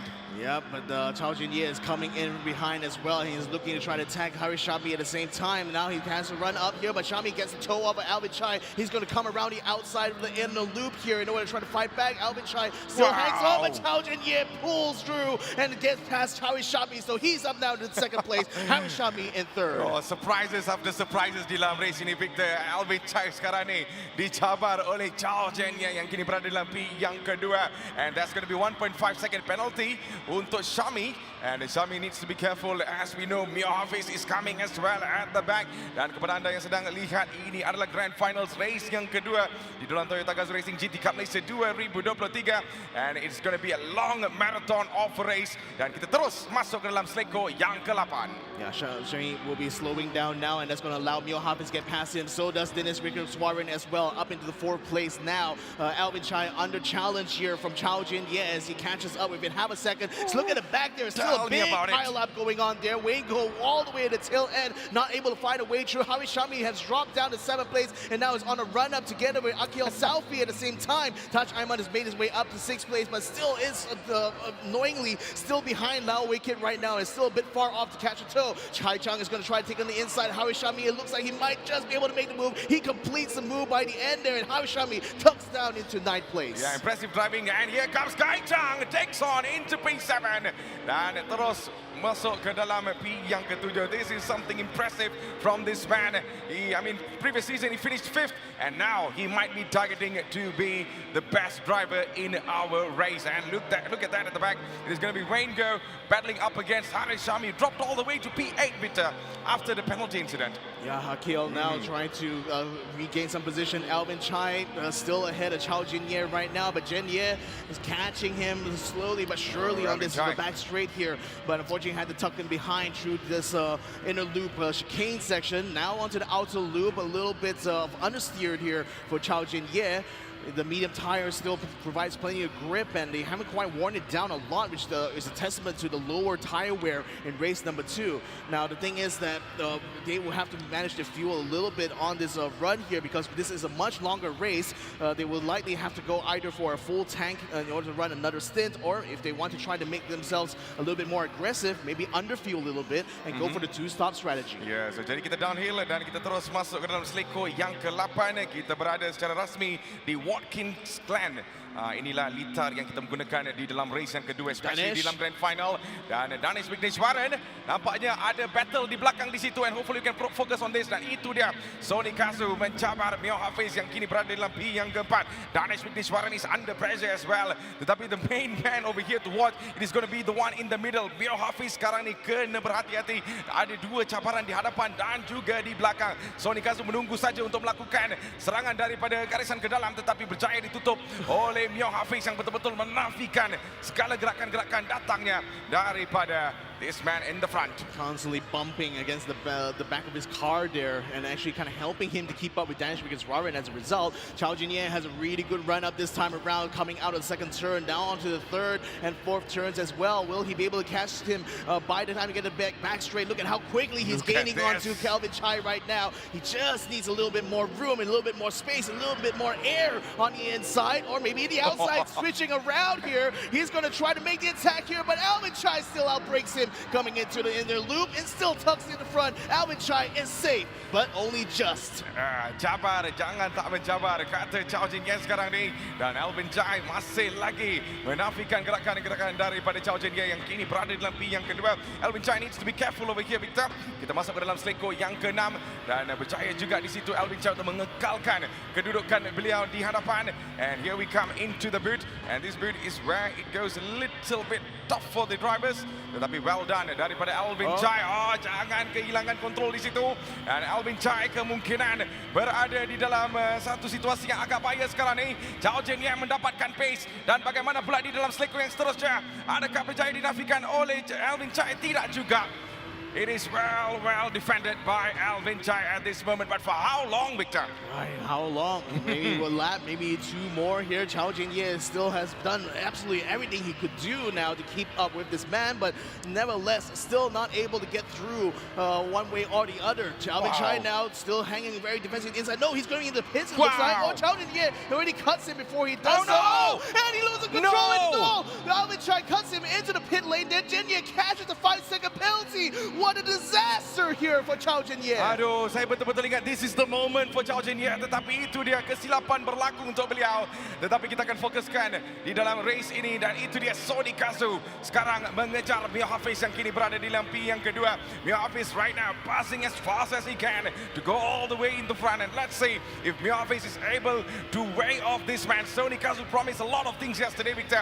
Tetapi adakah hari ini adalah hari beliau di dalam race ini, Grand Finals, and this is it for the moment. Taj Aiman coming in from at the back in P4. Well, Sunway Kid gaining on the Mio Hafiz through the inner loop now, coming to the outer loop here. He is on the softer tire, but so is he is on the softer tire. I'm not sure about Mio Hafiz's tires right now, but it seems like he's still able to keep a good pace in front of Sunway Kid right now. So he is still gaining on him through this part of the boot now. He is still trying to find an opportunity to pass in what is the best place to pass here on Watkins Glen, but Mio Hafiz is still defending his line extremely well. Sunway Kid is going to take the dive anyway, though, as he gets through the heel. Now he's going to be able to edge himself just ahead. Can he close the move there before they get to the heel? Yes, he does. Sunway Kid now is up into second place. Yes, that is Sony Gazoo that we're talking about, and right now in P2. And this man right now chasing the man in the front. That is Weakness Warren. Watch out, I'm coming for you. Itu dikatakan oleh Sony Gazoo sekarang ini. Tetapi kita on board bersama dengan Taj Aiman yang kini berada di dalam P yang keempat, cuba mengejar Mio Hafiz yang kini berada di hadapan. Kita menuju ke dalam seleko yang ke-10 sekarang ini. Dan Mio Hafiz masih lagi mengekalkan satu pace yang sangat-sangat baik. Dan Taj Aiman seperti kita tahu di dalam race yang sebelum ini pun, beliau walaupun berada di dalam P yang ke-6 tetapi berjaya juga untuk masuk ke dalam P yang pertama. He is one alien of a driver. Tetapi let's see, maybe he can repeat this or not, Victor, especially when you have Mio Hafiz right in the front. So the thing that's working against Taj Aiman is that he's on medium tires, whereas like Sunway Kid was able to make the pass on soft tires. But the thing is, pace-wise, Mio Hafiz is still able to keep up with both of them so far. Taj Aiman not able to find a gap quite yet, but we're still just in the third and fourth corner here. Now we're coming up to the straightway. Mio Hafiz is starting to get a gain onto Sunway Kid. He's going to have a peek around the outside here, side by side. Mio Hafiz actually gains on Sunway Kid and actually takes his position back before they enter the inner loop. Yeah, Mio Hafiz is back in the front, dan tetapi bukan tempat pertama, tetapi di dalam posisi yang kedua, dan belakang adalah Sony Gazoo sekarang ini yang betul-betul boleh dikatakan under pressure, and he did not expect Mio Hafiz to come all the way in the front, easily overtaking him.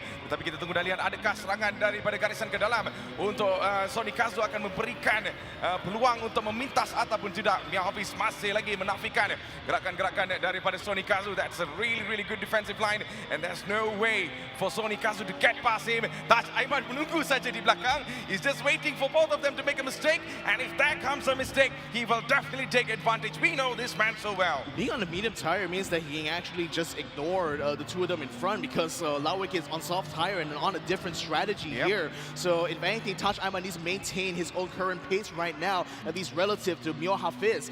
But Sunway is still going very aggressively, not able to find his way through Mio Hafiz quite yet, so P2 still remains a bit elusive at this point. Sunway though, we know he has the caliber as a driver in order to try to keep it up. Danish Gazoo goes in the pits now. Mio Hafiz takes the lead. Ya, so kita mempunyai lebih kurang 15 minit di dalam race ini, Grand Finals. Race yang kedua, Toyota Gazoo Racing GT Cup Malaysia 2023. Kita on board bersama dengan Sony Gazoo yang sekarang cuba untuk mengejar Mio Hafiz yang kini berada di dalam tempat yang pertama. Could this be a redemption moment untuk Sony Gazoo? Kita tunggu dan lihat. Kita terus masuk ke dalam seleko yang keempat sekarang ni. And this is going to be very, very interesting to see. And Sony Gazoo, he needs to really strategize his attack at this moment, Victor. Seperti kita dah tahu dah, Mio Hafiz is very technically good. Tetapi bagaimana pula beliau akan mengaturkan satu gerakan yang boleh memintas Mio Hafiz at this moment. Yeah, field warning is already coming out now for Lao Wei Kit, so chances are he's going to have to pit in this lap now. And in fact, his soft tires are already quite well done already at this point. He needs change to a fresher set. So now Taj Aiman, he's been waiting in the wings here, but he also is running out of fuel, so it looks like it will be into the pits as well for Taj Aiman and perhaps Mio Hafiz as well. So all three the leaders of the race right now looking to commence their one-stop strategy here. Taj Aiman, yep, he is still close enough. Lao Wei Kit looks like he does have a bit of a run up onto Mio Hafiz, but I don't think it's going to be enough speed to catch him by the time to get to the heel here. But nevertheless, with that pit upcoming now, maybe they just want to try to hold back, just maintain that track position right now and try to battle it out in the pits instead. Beliau cuba gain di dalam race ini dan nampaknya walaupun he needs to go into the pits very, very soon, tapi mereka masih lagi out of the track untuk mendapatkan sekurang-kurangnya satu lagi lap di dalam race ini. So kita on board bersama dengan Taj Aiman, 2 times champion. Adakah ini menjadikan satu tahun yang cukup besar untuk Taj Aiman mendapatkan title yang ketiga? And there you go, all three going into the pits. And what is their strategy is going to be another question. But I'll focus on this man, Alvin Chai, who is right now in P8, holding the fastest lap so far with 1.45.403. Yeah, I mean, it's a question of whether you want to play it safe and stay on the medium tire or try to take a bit of a risk like Lao Wei Kit did and gain a slight advantage by using his soft tires, while the trade-off being that the tire wears out a lot quicker by the end of the race. Alvin Chai will inherit the lead now as everyone else in front of him goes into pits. 7 drivers in the pits right now. Danish Rickerswan will come out in second place here. Mio Hafiz should be coming out in third as well. So look at this, man. I mean, again, it's all a battle of strategy here in these longer races. So it looks like Muir is going to be picking up the soft tire this time around for the stint. Want to see what Lao Wei Kit will be doing. He'll be battling with Taj Aiman side by side. Lao Wei Kit now is on the inside, while Taj Aiman has a run up on the outside here as he comes onto the back straight. Both of them still trying to jostle for position before they enter the chicanes now. But Taj Aiman ekes his way into the front now. He's up into 4th place. Ya, kelajuan yang cukup impresif daripada Taj Aiman sekarang ni, Victor. Dan nampaknya kita on board bersama dengan Taj Aiman dan masih lagi mengejar Mio Hafiz yang kini berada di dalam P yang ketiga. This is going to be another important battle. Kita lihat daripada race yang pertama, daripada semi-final lagi, dan sekarang berada di dalam official grand finals of Toyota Gazoo Racing. Apakah gerakan-gerakan daripada Taj Aiman sekarang ni? These three is the top contenders for me there, Victor. Tiga-tiga ni betul-betul going all out so far.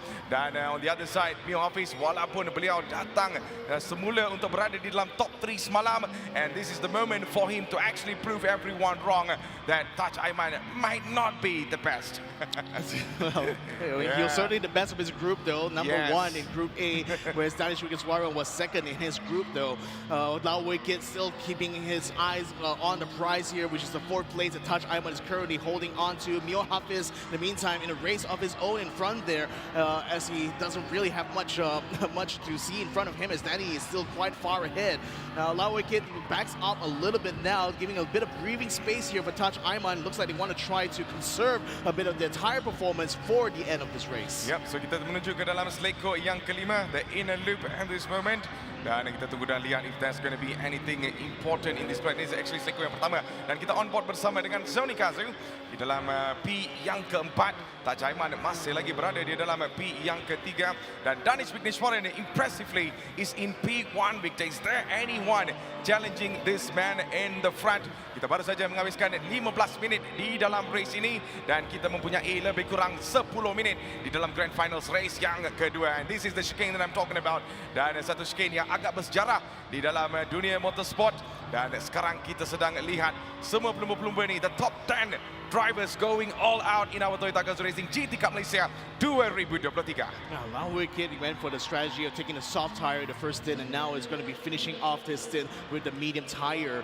And so far now, the decision already has been made, so now it's just a matter of playing things out in the last 10 minutes. Mio Hafiz has caught a 1.5-second penalty, and that's going to slow him down now. This could be a chance for Touch Ayman. Almost misses him in the back there, but Touch Ayman moves up to second place. Lao Wicked now having a run up onto Mio Hafiz. Will he catch the podium? He has to do it around the outside. A very difficult move to make here. Mio Hafiz still has a good line on the exit, and he still stays on the podium here. Sonic Gazoo with sonic speed at this moment, Victor, putting all out for this man in the front. Mio Hafiz, jangan kehilangan kontrol di situ.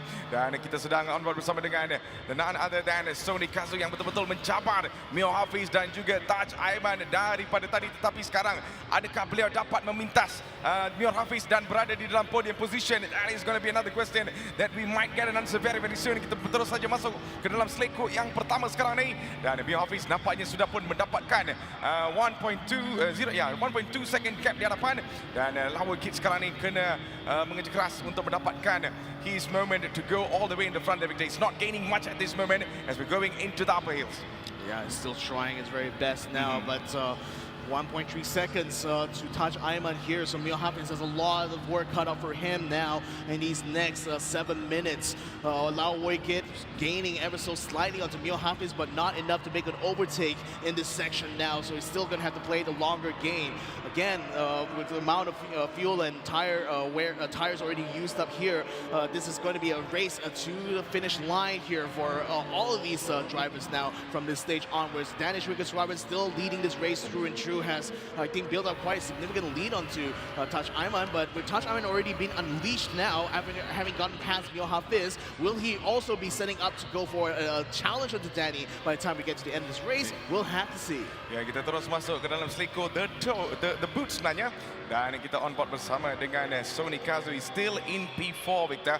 Belum lagi kita lihat beliau memintas the man in the front in the podium position, Mio Hafiz. But so far these are the top 3 drivers yang kini berada di dalam podium position. Danish Wickneshwaran yang berada di dalam P yang pertama, P yang kedua adalah untuk Touch Ayman, P yang ketiga untuk Mio Muhammad Hafiz.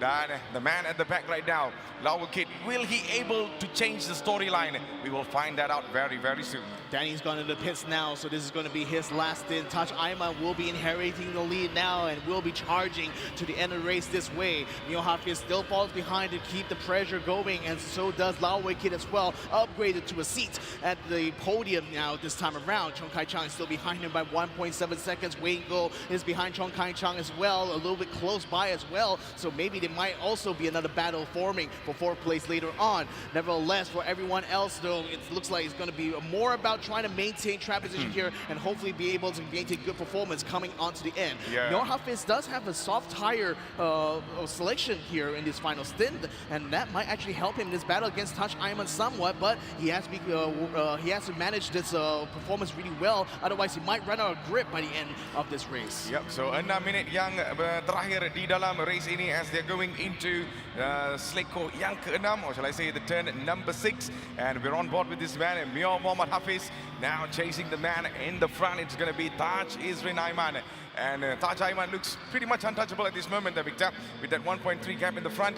But let's have a look on what's happening at the back. The showman, Danish Wickneshwaran, cuba mengejar Alvin Chai dan kemungkinan ada peluang untuk meminta sekarang ini.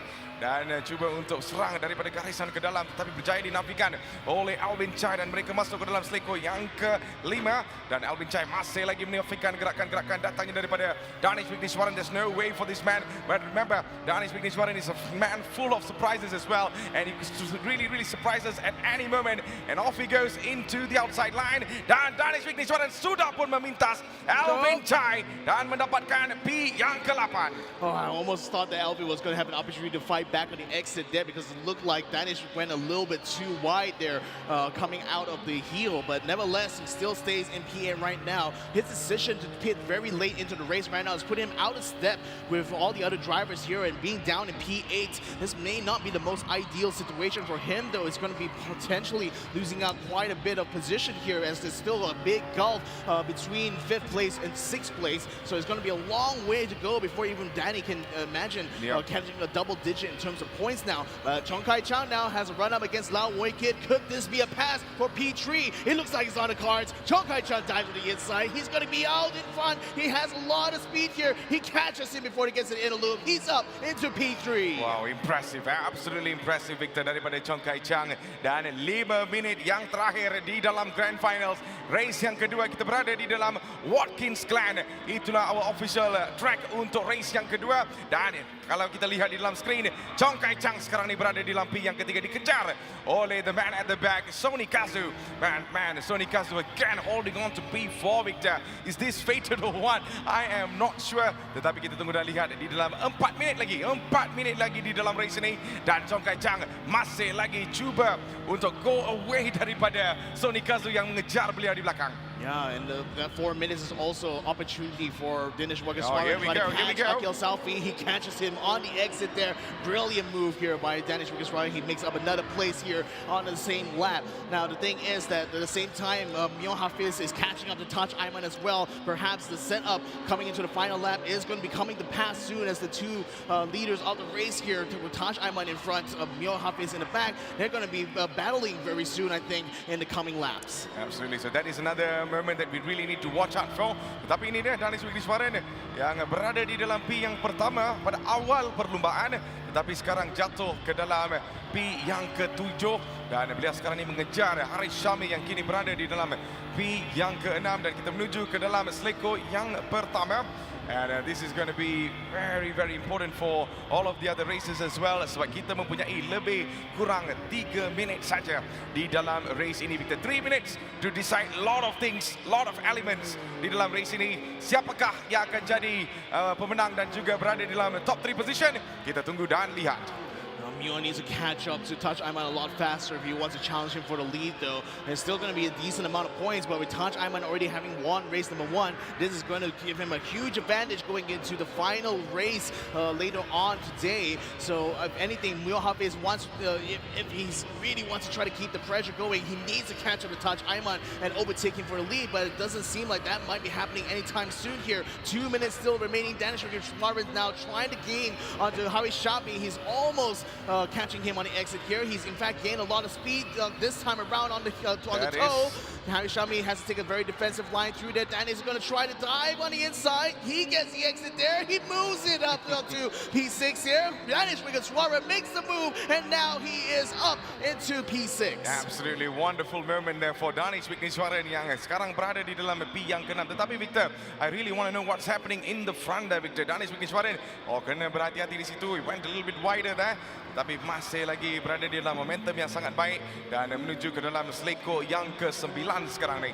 Dan Danish Wagheswara on the other side, he was having a very impressive racing daripada race yang pertama. I'm not sure what happened, tetapi ini dia satu lagi pertembungan antara Wayne Gore dan juga Sony Gazoo. Will Sony Gazoo loses his P4, dan nampaknya Wayne Gore sudah pun memintas the man who was holding P4, Sony Gazoo, but for how long right now? We will find that out. We're coming into turn number 4 now. Wayne Gore still going as fast as he can. Right behind him is going to be Sony Gazoo, looking left and right to find an opportunity to overtake him, but I believe there's no way for this man to get in front of him, because Wayne Gore, we all know what he can do there, Victor. Impressive movement so far. He's at a massive disadvantage because Woikit is on medium tires and Wayne is on softer tires, and that's giving him a bit of a performance advantage, especially on the exits of some of these corners in Watkins Glen. Now Lau Woikit is losing out time by the time they get into the boot section here, and it looks like his position might be lost. He's going to try to gain on him a little bit here as they make this left-hand turn, but it doesn't seem like Woikit might have enough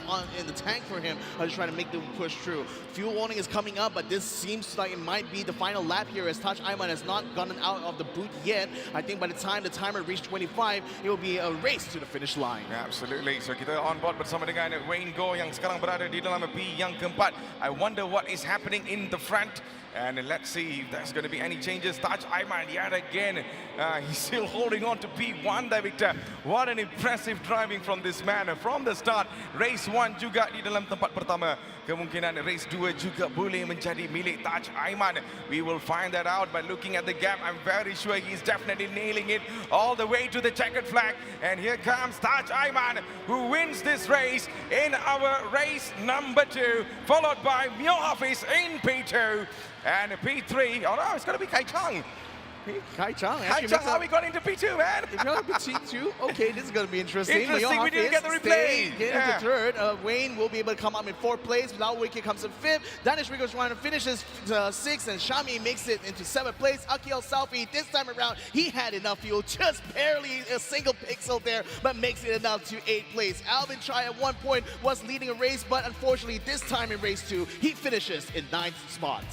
Okay, Victor, I have a lot of questions, especially in that last lap over there.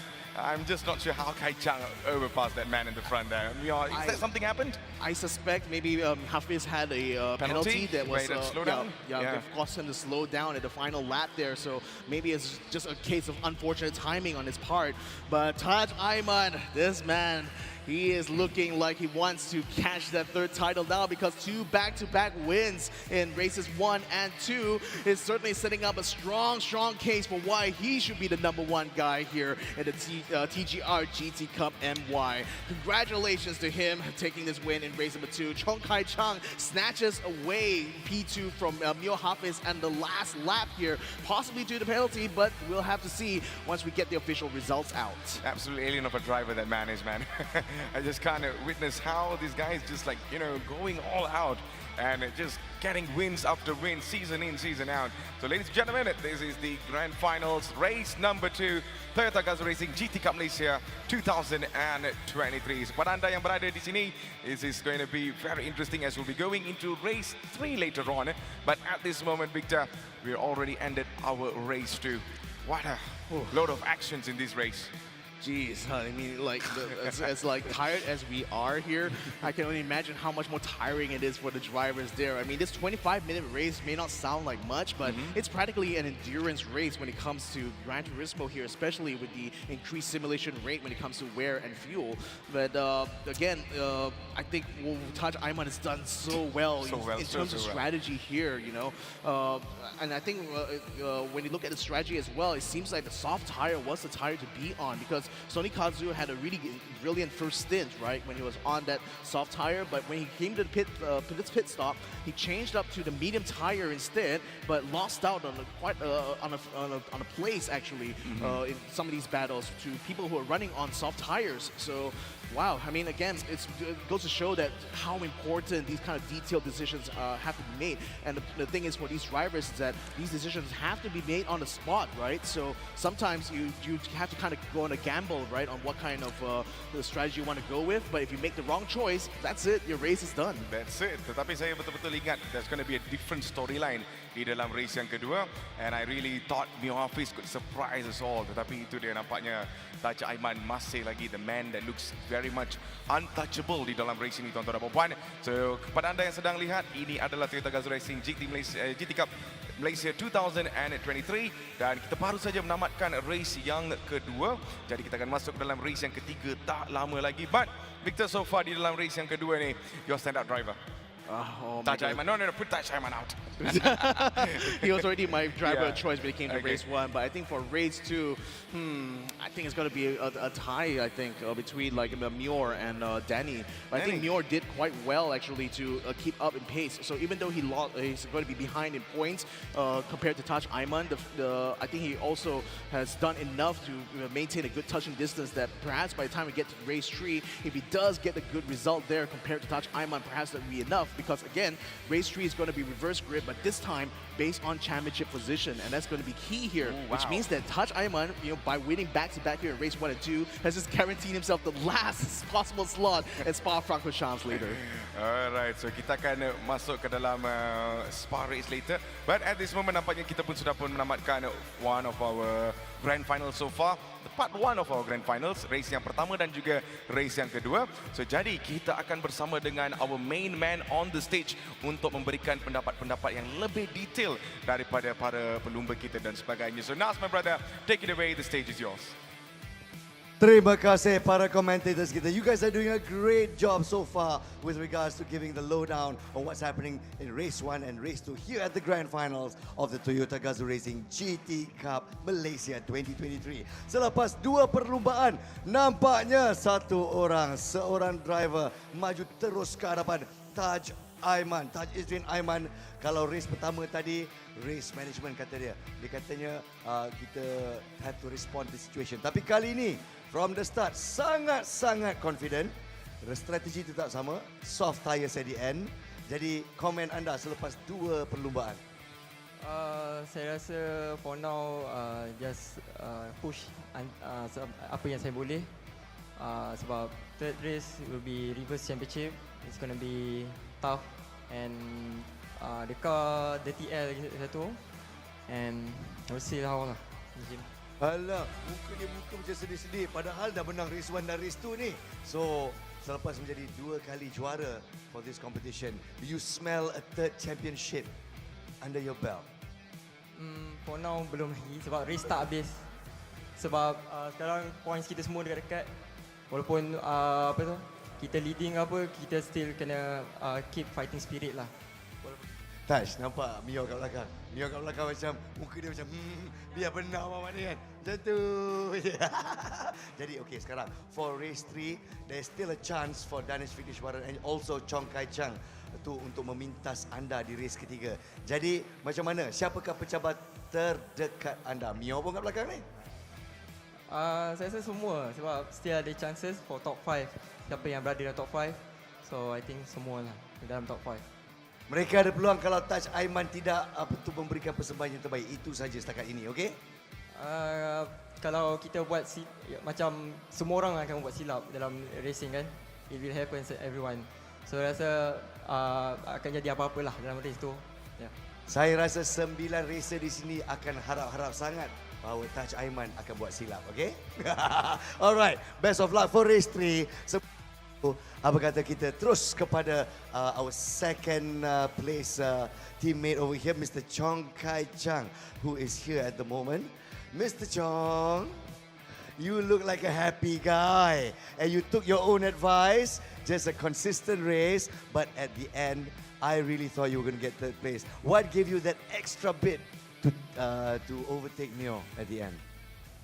It's probably down to his own mistake, I guess, because he actually ran out of fuel after the final corner. And yeah, I just capitalized from there. I was managing my fuel throughout the race. And it seems you were managing your tires as well. You turned to soft at the end, isn't it? Yeah, that's correct. But at the same time, the tire wear is only 5 times. It's not very torturing for the tires, so we can actually push all out for the whole race. It's just the fuel that's a huge concern for us. Exactly. So I was wondering, looking at the fuel consumption versus only 5 times for tires, right? It was quite surprising that some races stuck to 2 changes of medium. Why do you think that is? It's hard to say because we have all done our own research on which is the best strategy, and there's no right or wrong answer in this case because most of the strategies are actually quite close. And if you are going to spend your time behind other people fighting, you might as well just take the gamble and make another stop and hope that you can push, put a lot of faster slap in and just be in the front at the end. But unfortunately for them, it didn't work out this time. Well, it does look like there's a different level of competition when it comes to the grand finals. It's about race management, yes, but during the group stages, you see basic or standard race management. But over here, you see a lot of adaptation towards real-time happenings, what's happening on track. The person who responds best to the situation seems to get the better edge. What are your thoughts? That's definitely true because it's a long race. We cannot just race based on our practice at home, because when we are practicing at home, right, we might not be practicing against everyone who is in the stage at the moment. So the data might be slightly inaccurate, but it's all about the adaptation. It's all about adaptation, and it seems, I think, 2 people right now realistically have a chance to pit Taj Aiman. What do you think your chances are to win this championship and wrestle it away from him? We'll see. He's a very strong competitor, and even throughout the past year when I was practicing to the run of this competition, I was still thinking that I'm still slower than him by at least half a second a lap. But to be able to be in front for the first race until my unfortunate error is definitely a confident boost. And at the moment, I don't want to think too much yet, but I just hope that I can get into the top 3 and then represent Malaysia. At this point in time, your prestasi lah dikatakan, you can see great strides, especially from your races from last year. I still remember, and it's great to see the driver you're developing into. Mr. Chong, best of luck in race 3 later on, ladies and gentlemen. Our second place finisher here at race 2. And now we speak to one more person who still has a chance, more or less. Jadi kita akan bersama Encik Mio Muhammad. Yang jangan bersedih Mio, kita dah terdekat dia dah sedih. Macam mana muka dia, tunjuk kat kamera sikit. Sedih, jangan sedih. Jadi apa terjadi di sana, especially race 2? You were confident at second place already. Not confident. No confident? Low on confident? Yeah. Dia tak tahu apa nak cakap. Apa jadi last tu? Last tu nak macam mana minyak habis. Itulah saya tak nak cakap tadi kan. Tapi macam mana minyak boleh habis? Sebelum tu saya rasa frust sikit sebab ada 1.5 second penalty. So situ agak sikit tertekan. So itulah yang terpaksa push sikit tu. Management semua lari lah. Pasal penalty 1.5 seconds tu management lari ya? Yes, betul. Sebab nak save fuel tiba-tiba kena tekan extra sikit kan? Ya, betul-betul lah. Okay, so this time around kita menjagakan Danesh Vigneswaran akan memberikan saingan hebat kepada Taj Aiman. Tapi memandangkan dia pun Kevin 6th place untuk race tu, jadi Mio ada peluang cerah untuk make it to top 3 sekarang. Jadi pendapat anda dan strategi untuk race 3? Strategi untuk race 3, tengoklah bagaimana yang ballot tu akan dapat. Kita bergantung kepada ballot lah. Okay, alright. Dan kita tengok race conditions kita lepas ini ya. Tak tahu lagi kan? Tak tahu lagi? Belum tahu lagi. Belum try, belum tahu. Sabar Encik Mio. Best of luck for race 3, lady. Oh, ada lagi. Terima kasih Encik Nas. Sama-sama Encik Mio. Dia ni memang comel sebenarnya orang dia tak kalau kita kenal. Tapi masa racing je muka dia ketat begitu. Ya. We've got a lot of people here under pressure as well as we go into race 3 here at the grand finals of the GT Cup Malaysia 2023. We stream to you live from Sunway Pyramid, the Blue Concourse. Right now, let's take a look at the race highlights of race 2. Over to you, Victor Cax and Matthews Isaac. Yeah, this was a very dramatic reverse grid here, because of the point situation here. Well, all eyes was raising it on this man here, Taj Aiman, whether or not he'll be able to make his way to the front.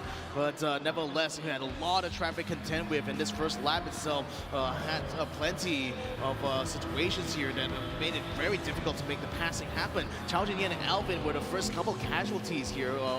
Chao Jin-Yan was the first casualty of the grand final so far when he was in this battle with Alvin Chai all the way up until the final corner here. This is where Alvin decided to go into the pit. Jenya goes in front, but he got a little bit too excited to exit, hit the wall, and ended up bouncing into the pit entry, catching a 5-second penalty. He ended up retiring from the race entirely, though, and it was so unfortunate for him. Yeah, I was really rooting for him. I really thought he had the chance over there. But then the thing is, he just could not make the best out of it.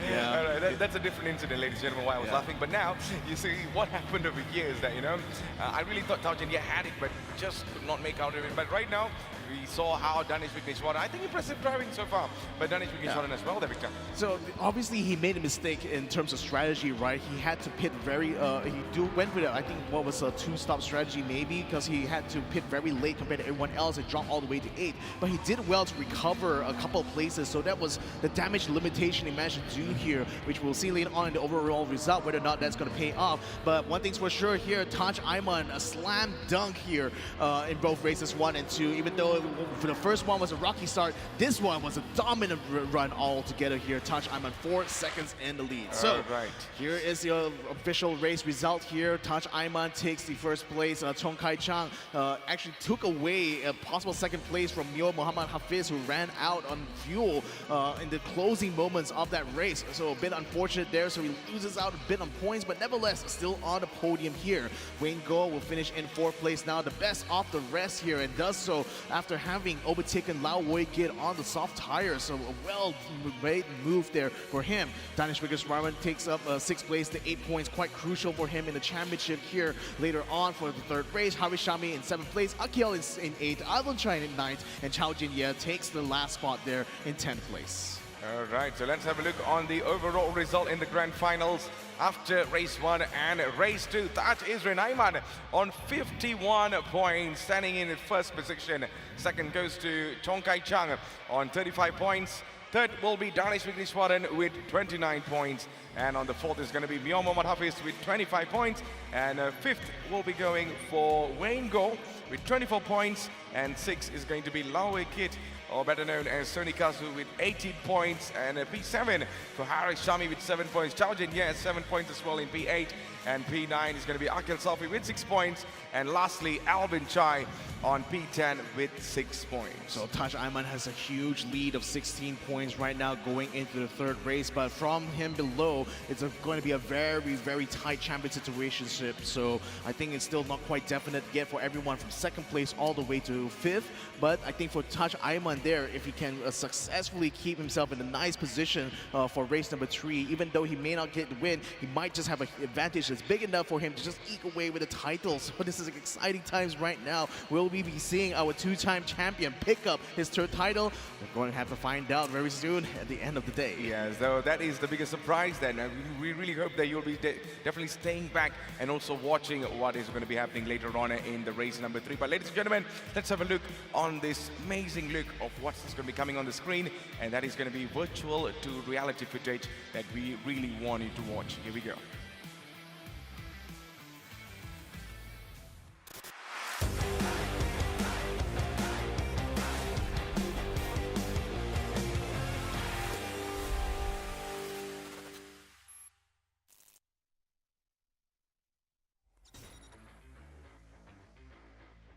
Hi, my name is Nakib Azlan. I race in both the virtual world and the real world for Toyota Gazoo Racing Malaysia. I'm 22 years old this year, and I started sim racing around 4 years ago, which I think by sim racing standards was quite late, considering there were drivers out there who had started many years prior to that, and also because the sim racing scene was already booming at that time. But I managed to get the most out of that in that short space of time. My first ever sim racing competition was back in 2018 during the KL International Motor Show at MyTech. This is where Race Room and Petronas had a collaboration and had an entire stage dedicated to this tournament. My brothers and I saw that and got interested, so we decided, you know what, why not go for it?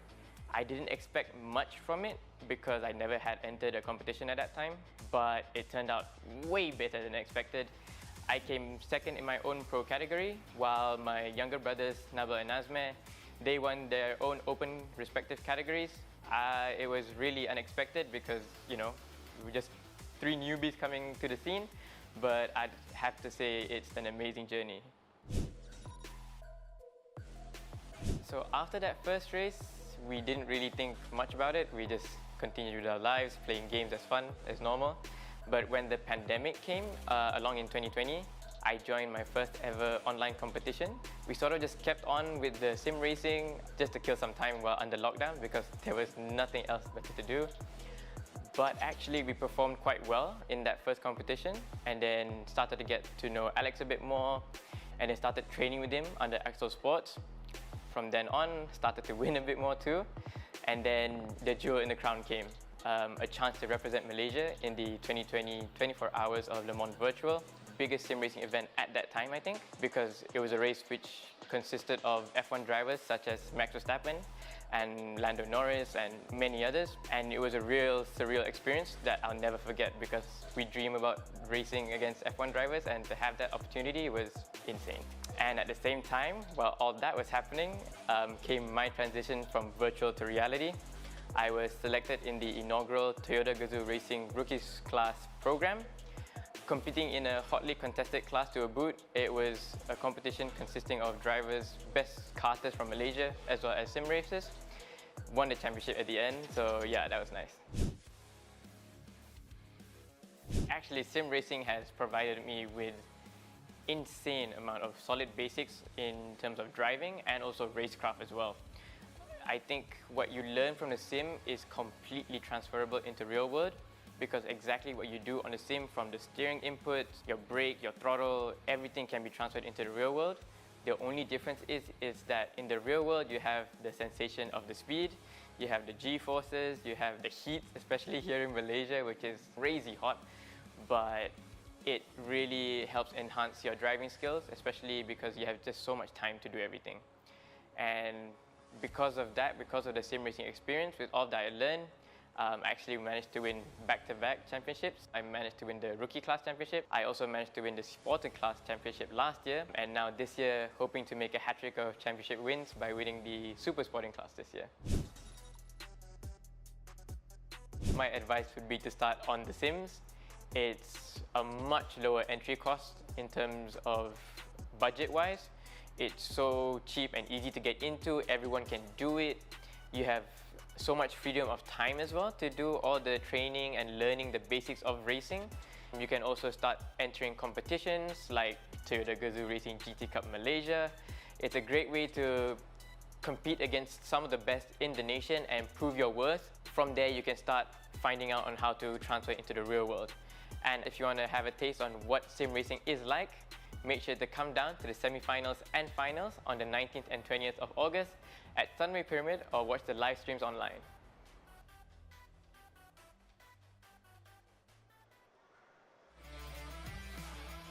Welcome back, ladies and gentlemen. For those of you who've just joined us here at this live stream, we're coming to you live from Sunway Pyramid Blue Concourse. This is the grand finals of the Toyota Gazoo Racing GT Cup Malaysia 2023. Nazruddin Rahman at your service, your host for the past 2 days. And we've just seen race 1 and race 2 of the grand finals. So if you were following us with that story earlier on, the story of Nakib Azlan, a boy who started sim racing in 2018, and the skills that he's learned, he's transferred it on track. And here's the best part, he started racing in the rookie class of the Toyota Gazoo Racing Vios Challenge, won that, went over to the amateur section, which is the sporting class, won that last year as well, and now he's in contention to win in the sporting class as we enter round 3, the 6th season of Toyota Gazoo Racing Vios Challenge. Now this boy, we shall be watching his development very closely, and this is how sim racing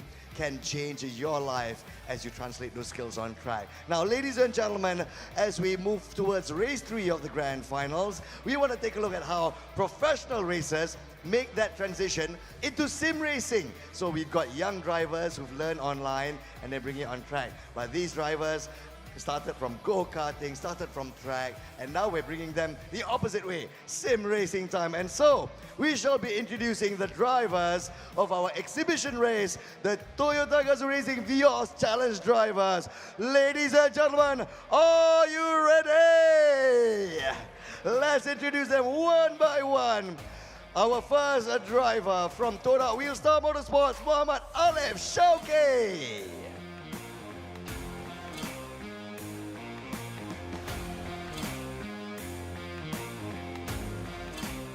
Mr. Alif Shauki, you at sim number 10. Our next driver from Race Rally Kuala Lumpur, Shafiq Samsudin. A veteran racer, and let's see how he does on our sims. You are at sim number 9. Our next driver is from Prima Pearl TD Racing, the young and handsome Mitchell Chia.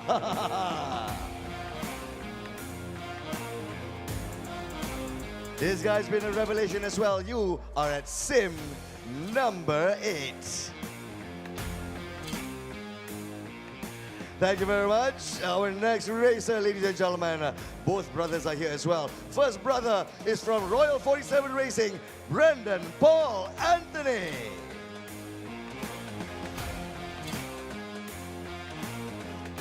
Brandon, you at sim number 7.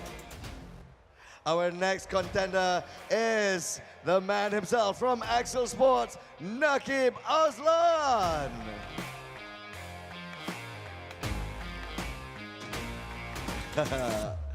Nakib, I think I want to expressly share some words with you. First of all, you're the first sim racer from the Vios Drivers Challenge to bring his own headphones. There you go, yeah. Show. This is the mark of a real sim racer. Why do you think the others didn't bring their own headphones? They're not serious enough. Fuyo! And you started in 2018, right? Correct, yeah. And the revelation is, you know, from there you translated your skills to the rookie class, won that, you went to the amateur class, won that as well, and now you're in the sporting class, driving with professionals. Please say something about the transition. 2018, now it's 2023. It's just been 5 years, hasn't it? It has. It's been an amazing journey so far, but I don't think we're slowing down anytime soon. There's still a lot more to learn, a lot more to gain, and yeah, we're very excited for it. Excellent. We're very excited for young talents such as yourself. Ladies and gentlemen, Nakib Aslan from Axel Sports. And moving on to our Toyota Gazoo Racing Ambassador and also racing for Prima Pearl TD Racing. Ladies and gentlemen, the King of Dream Malaysia, Tengku Jalai.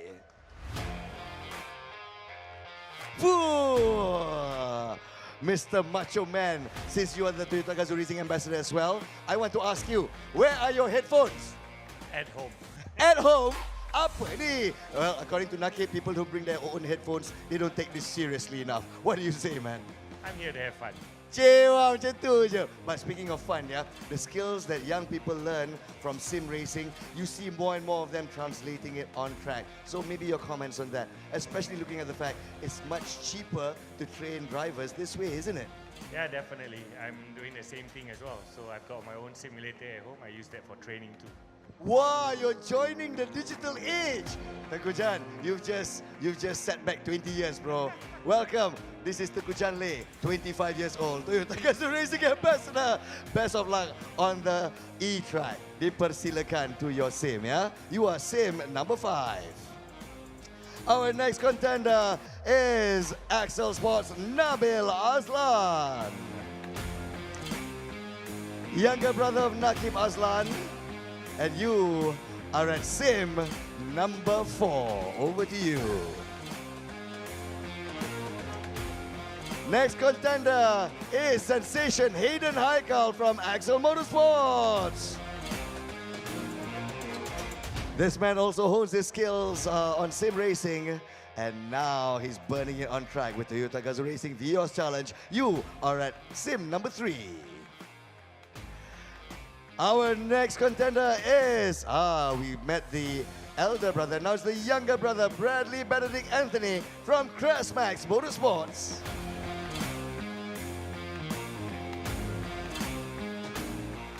Bradley, you are at sim number 2.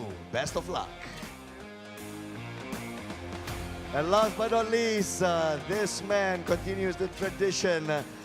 Axel Sports, Alistair Young. Big boots to fill. You are at machine number 1. Alistair Young, ladies and gentlemen. That makes up the lineup of our 10 drivers. This is an exhibition race featuring the Toyota Gazoo Racing drivers. The Vios Challenge is a hot race, and we're in round 3 at the moment. Let's see how they do on the E-Track. Now it's over to you, Victor and Matthews. Alright, thank you so much, Nas. So ini dia race format kita di dalam exhibition race, and this is going to be the TGR Vios Challenge, Victor. And about the race formats, pretty much going to be the same. And I know we are literally seeing the same faces again, and this is going to be very interesting to see how they perform on, you know, on the simulator, of course. Oh, we're very familiar with what these guys can do on the real-world tracks, right? I mean, racing on Sepang has certainly done wonders for their for their ability behind the wheel. But now they're going to be transitioning from the real world to the virtual one. Starting off with this first race is, again, just like with the other races we had so far, 5-minute qualifying to a 15-minute spin race. It's still going to be a points-based system because we are still going to be running 2 races here for our Vios Challenge guys. So now let's have a look at race number 2. you, it is going to be a 25-minute race here, so a slightly longer one. And again, it's just getting them used to the kind of the same kind of formats, you know, that our Gran Turismo pros also go through. So it's a little bit of a taste for them, you know, to see how they also perform in Sims, because it's while the transition from sim racing to real world is definitely possible. I think talking to some of these pro drivers, sometimes making a transition from real world to virtual reality can be kind of daunting and actually kind of a lot harder for them otherwise. All right, so this is going to be the track setup. We'll be using the Tokyo Expressway, the east side of the track there, Victor. I'm very sure you have lots of experience. I remember you teaching me on this track, remember?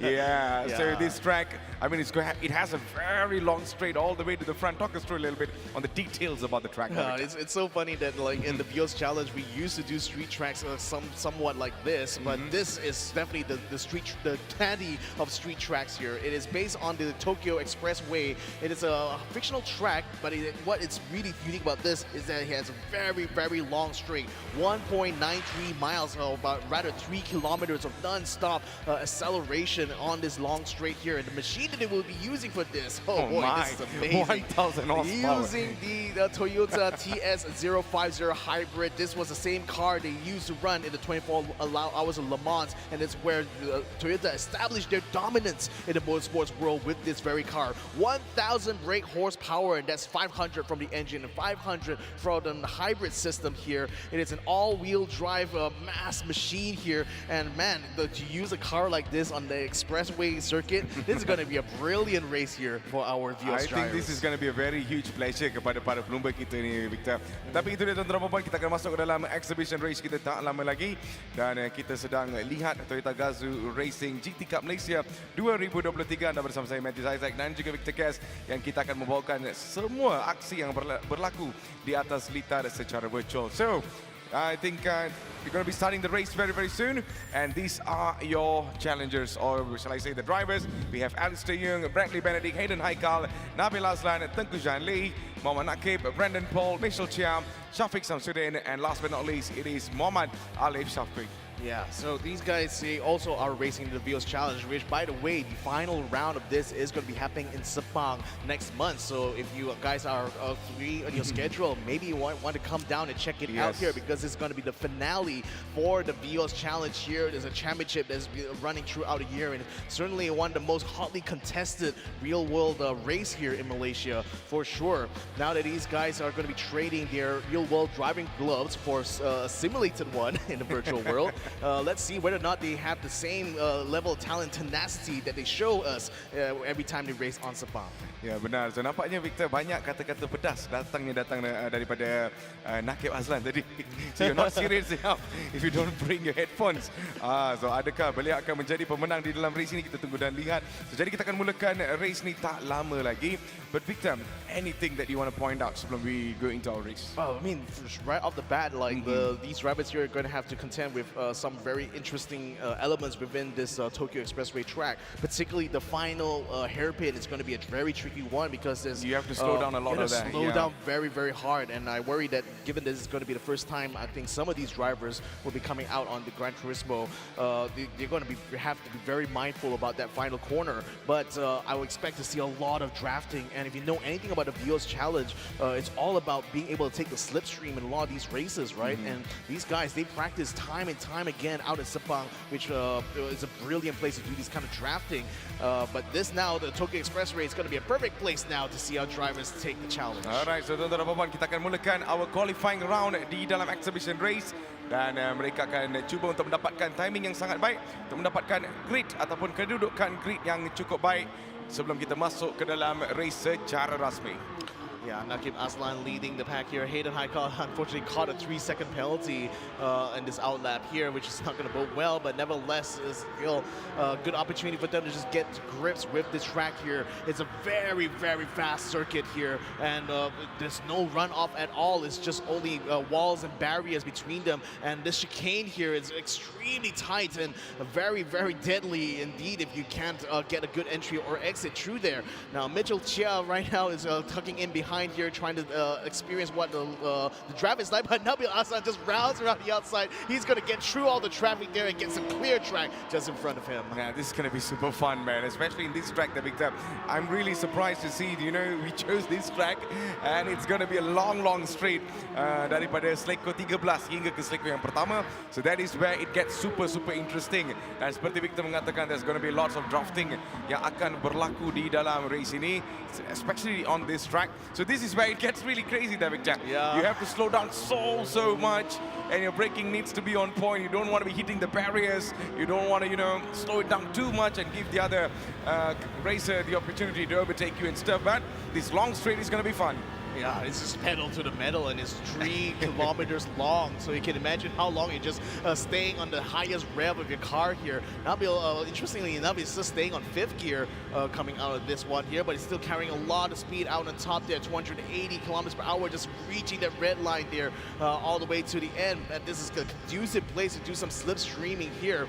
One thing that's going to be interesting to see for these real-world drivers, that because, you know, as they came up from like karting all the way to touring cars, the senses that they use for driving involves their entire body, because they feel all the forces in the car whenever they drive, and that informs them on how to drive. But when it comes to sims, right, the only kind of feedback they get is only through the hands on the steering wheel and what they can see on screen, and that can be a bit jarring for these drivers who are not used to this kind of environment to race. So again, even if they do make mistakes here, it's mostly because they're not quite used to this kind of environment, because it is kind of alien if you are a real-world driver coming into the Sims. Yeah, so itulah detail-detail yang kita boleh fokus di dalam race ini, dan nampaknya kita mempunyai lebih kurang 2 minit saja di dalam race ini ataupun qualifying ni, and once it is over kita akan masuk ke dalam race. But at this moment we're on board with Nabil Aslan.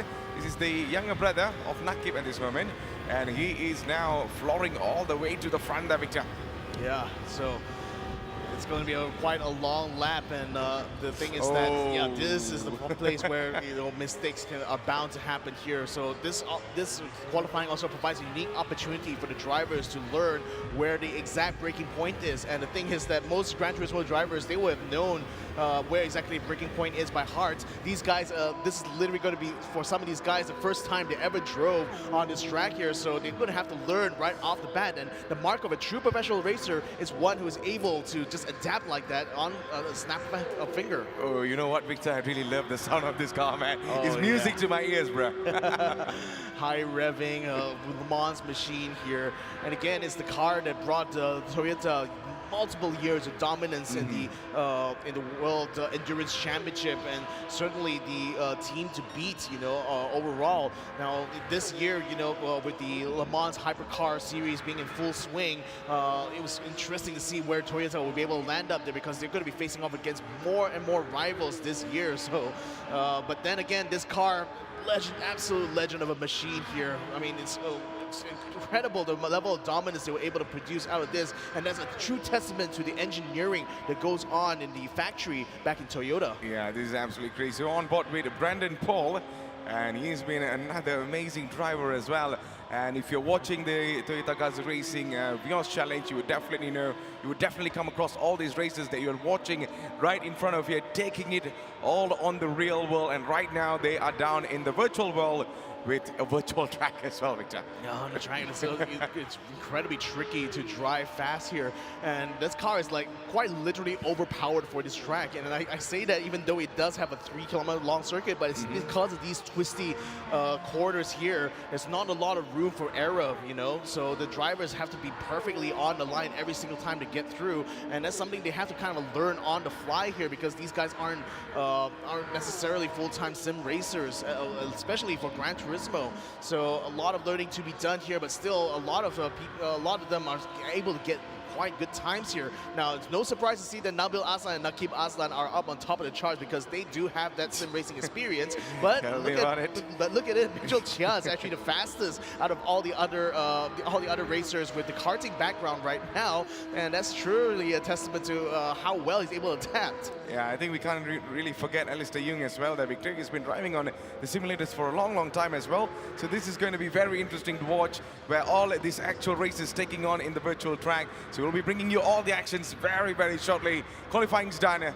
The official race starts in a few more minutes. Yeah. Well, this is going to be an exciting one to see, actually, because we do time and time again, we always see these guys out in Sepang, and they are brilliant in terms of their racecraft. And, you know, in the Vios Challenge, of all the cars being on the same spec as well, means that they are always constantly trying to find ways in order to get the slipstream, to get overtakes here. And this, and the fact is that, you know, the Vios Challenge used to have a lot of street tracks in their repertoire as well. Unfortunately, that has kind of been phased away due to the pandemic, but then now they're going to have a little bit of a taste of what it's like to be back on the street track yet again, this time in the virtual world of Gran Turismo. Well, I can tell you that, Victor, you know, it's been a crazy, crazy season, especially from the start of the Vios Challenge, and now we're taking it on the virtual side of it. So I think it's like a kickstart of them before they go into their final race of the season. Yeah, it certainly is. Like, it's going to be a bit of a taste of what's to come, right? Because like that's only coming up next month, and I expect these guys have been already training very hard in their own respective ways coming to this finals here, and it's going to be happening in September, guys. So if you happen to have some free time, why don't you just drop by the Sepang circuit, because this is going to be a good opportunity to meet some of the top drivers in Malaysia here in the Vios Challenge, and racing there, it's always a enjoyable affair, you know, both on the track and off it as well. Alright, so kepada anda yang sedang lihat di rumah ataupun di dalam live stream, ini adalah Toyota Gazoo Racing GT Cup Malaysia 2023 dan kita sedang berada di dalam our exhibition race Vios Challenge, dan inilah race yang pertama that we will be going into it very, very soon. Here we go. Nabil Aslan, the younger brother, is up in front there of Nakib Aslan. Hayden Haikal managed to start alongside him. It's going to be go time now on the straight. A very long way before they get to turn one. So you can see these guys already trying to catch a draft. Nakib Aslan latches onto the back of Hayden Haikal, trying to jostle for position, but Hayden gets a run up with the Nabil Aslan right now, who is a bit slow, but the Nakib gives him a bit of a boost there, allowing them to bump trap all the way up into the first turn. Now this is going to be going up on the exit here, and it's going to be an uphill corner. They're going to turn in, but Hayden cuts on the inside now, trying to elbow his way through. Nakib ends up in the wall, so does Hayden as well, and a bit of a contact in the back as well, as someone has spun out. I think that it might be Alistair or Tunku John that just got astray in the back there, and he's ended up in the back. Hayden Haikal now has to tuck in behind Nabil Aslan, but he's looking like he's still very much in this race now. Nakib still back there in P3. Victor, ini baru saja race yang pertama, Victor. Baru lap pertama, and we already saw that incident happening in the turn number 1 over there. But man, what a race has been going on. So kita on board bersama dengan Nakib Aslan yang kini berada di dalam P yang ketiga, cuba untuk mengejar para penumpang yang lain.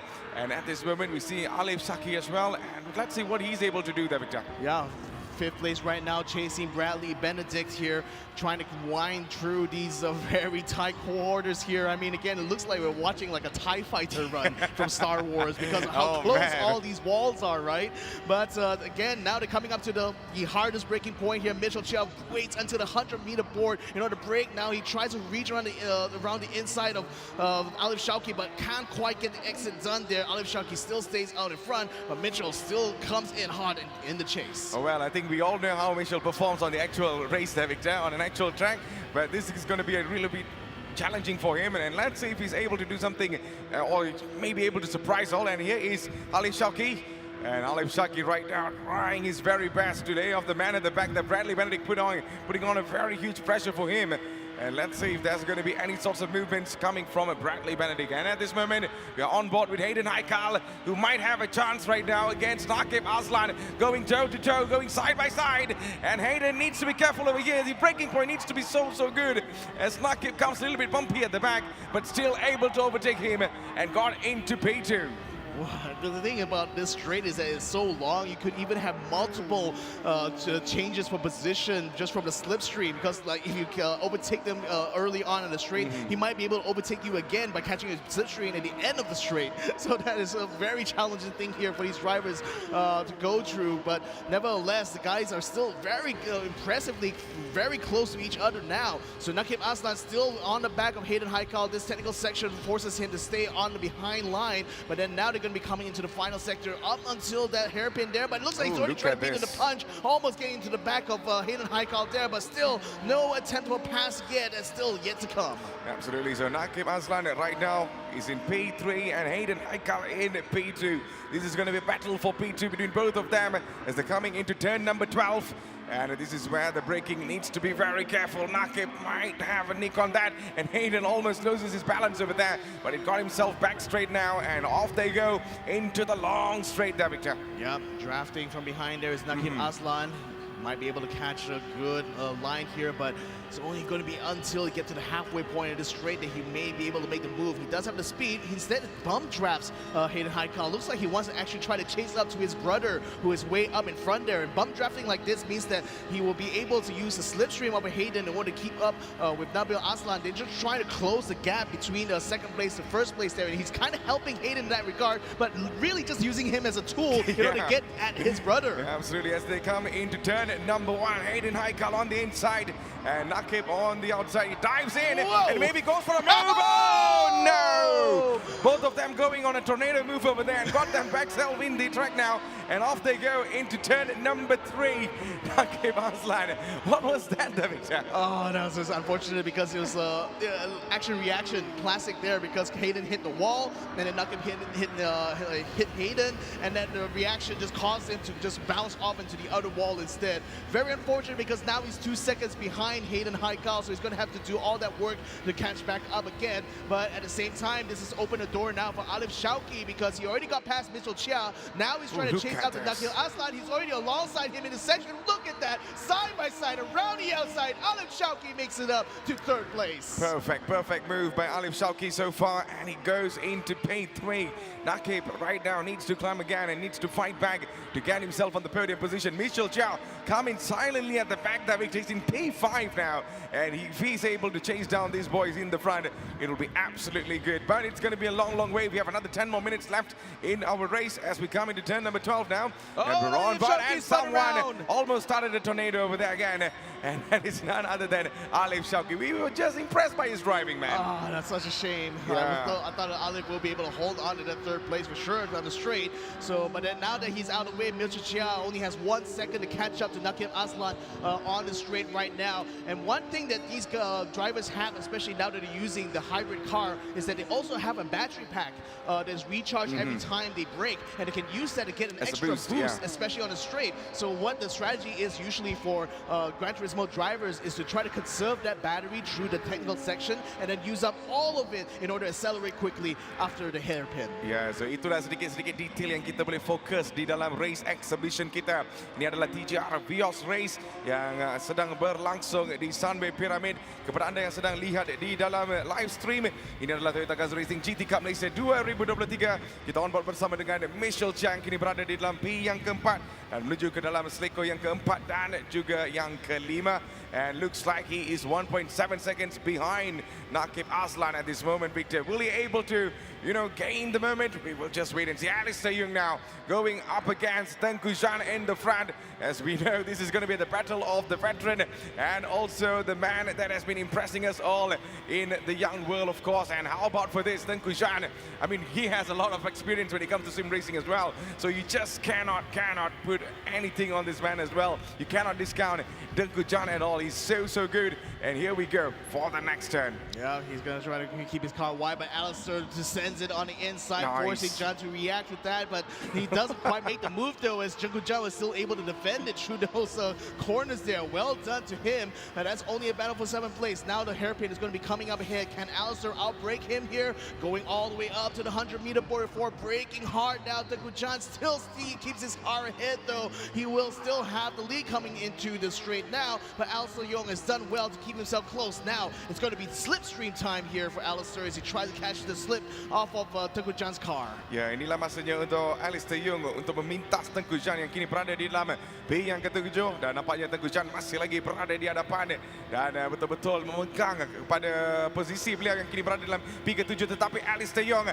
adakah kita akan lihat serangan daripada Alistair Young daripada bahagian kiri, ataupun we can say it is from the outside line, and Alistair Young overtakes Tengku Zhan and got into P7, but here comes the most technical part of the track there, Victor. Yeah, to turn 1 is coming up there, but Alistair is quite ahead. Tunku Jan's going to try to close the gap now on braking. Again. He's going to dive on the inside, snatching in, but Alistair tries to turn in. He cannot block it up enough. Tunku Jan takes the place back on the first corner. Yeah, Tunku Jan. I mean, this battle is not going to stop anytime soon, Victor. The battle of P7 at this moment. Tunku Jan somehow escapes and got into P7 again. And still holding on to it.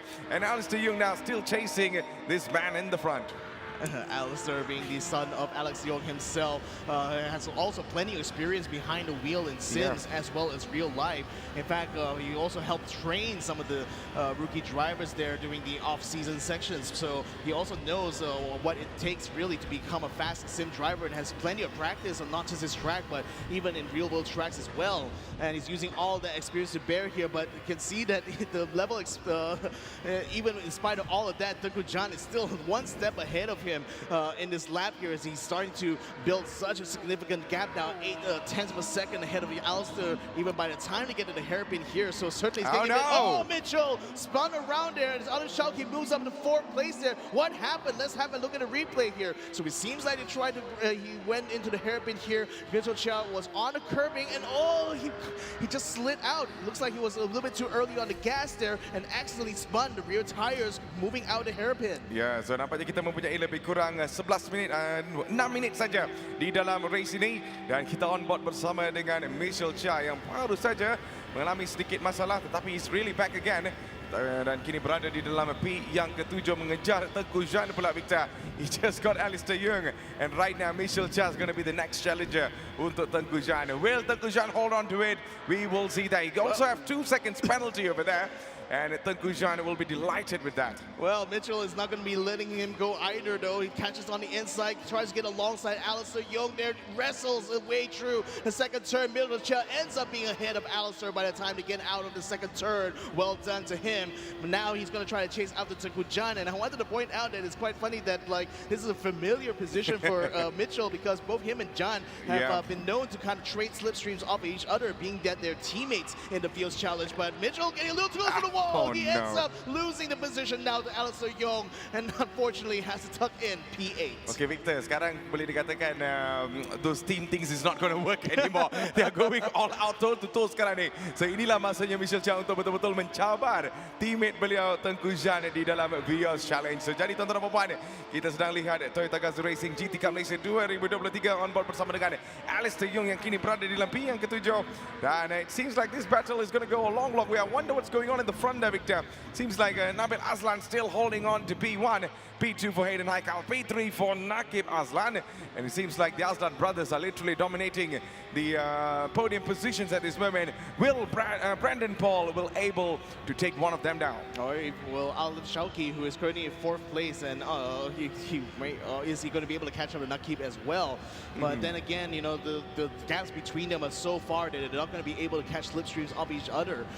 Mitchell Chia now looks like he's catching rapidly onto Alistair Young, who had to serve that 2-second penalty on the main straight, so that's why he's now within touching distance of Alistair now. Mitchell is. Again, they were battling through that first couple of turns there. Is he going to try to make a late move there and try to break into Alistair's line there? We'll have to see. Yep, dengan beberapa minit saja, Victor, nampaknya 3 minit saja yang berbaki. 3 more minutes to go in our exhibition race. And this is the sprint race, of course. And after this, we'll be going into race number 2. But at this moment, seems like nothing much changing on our positions in the top 3 podium positions. But the rest, it is still much a possibility to improve. Bit by bit, though, Mitchell Chia is still catching up onto onto Alistair Young there.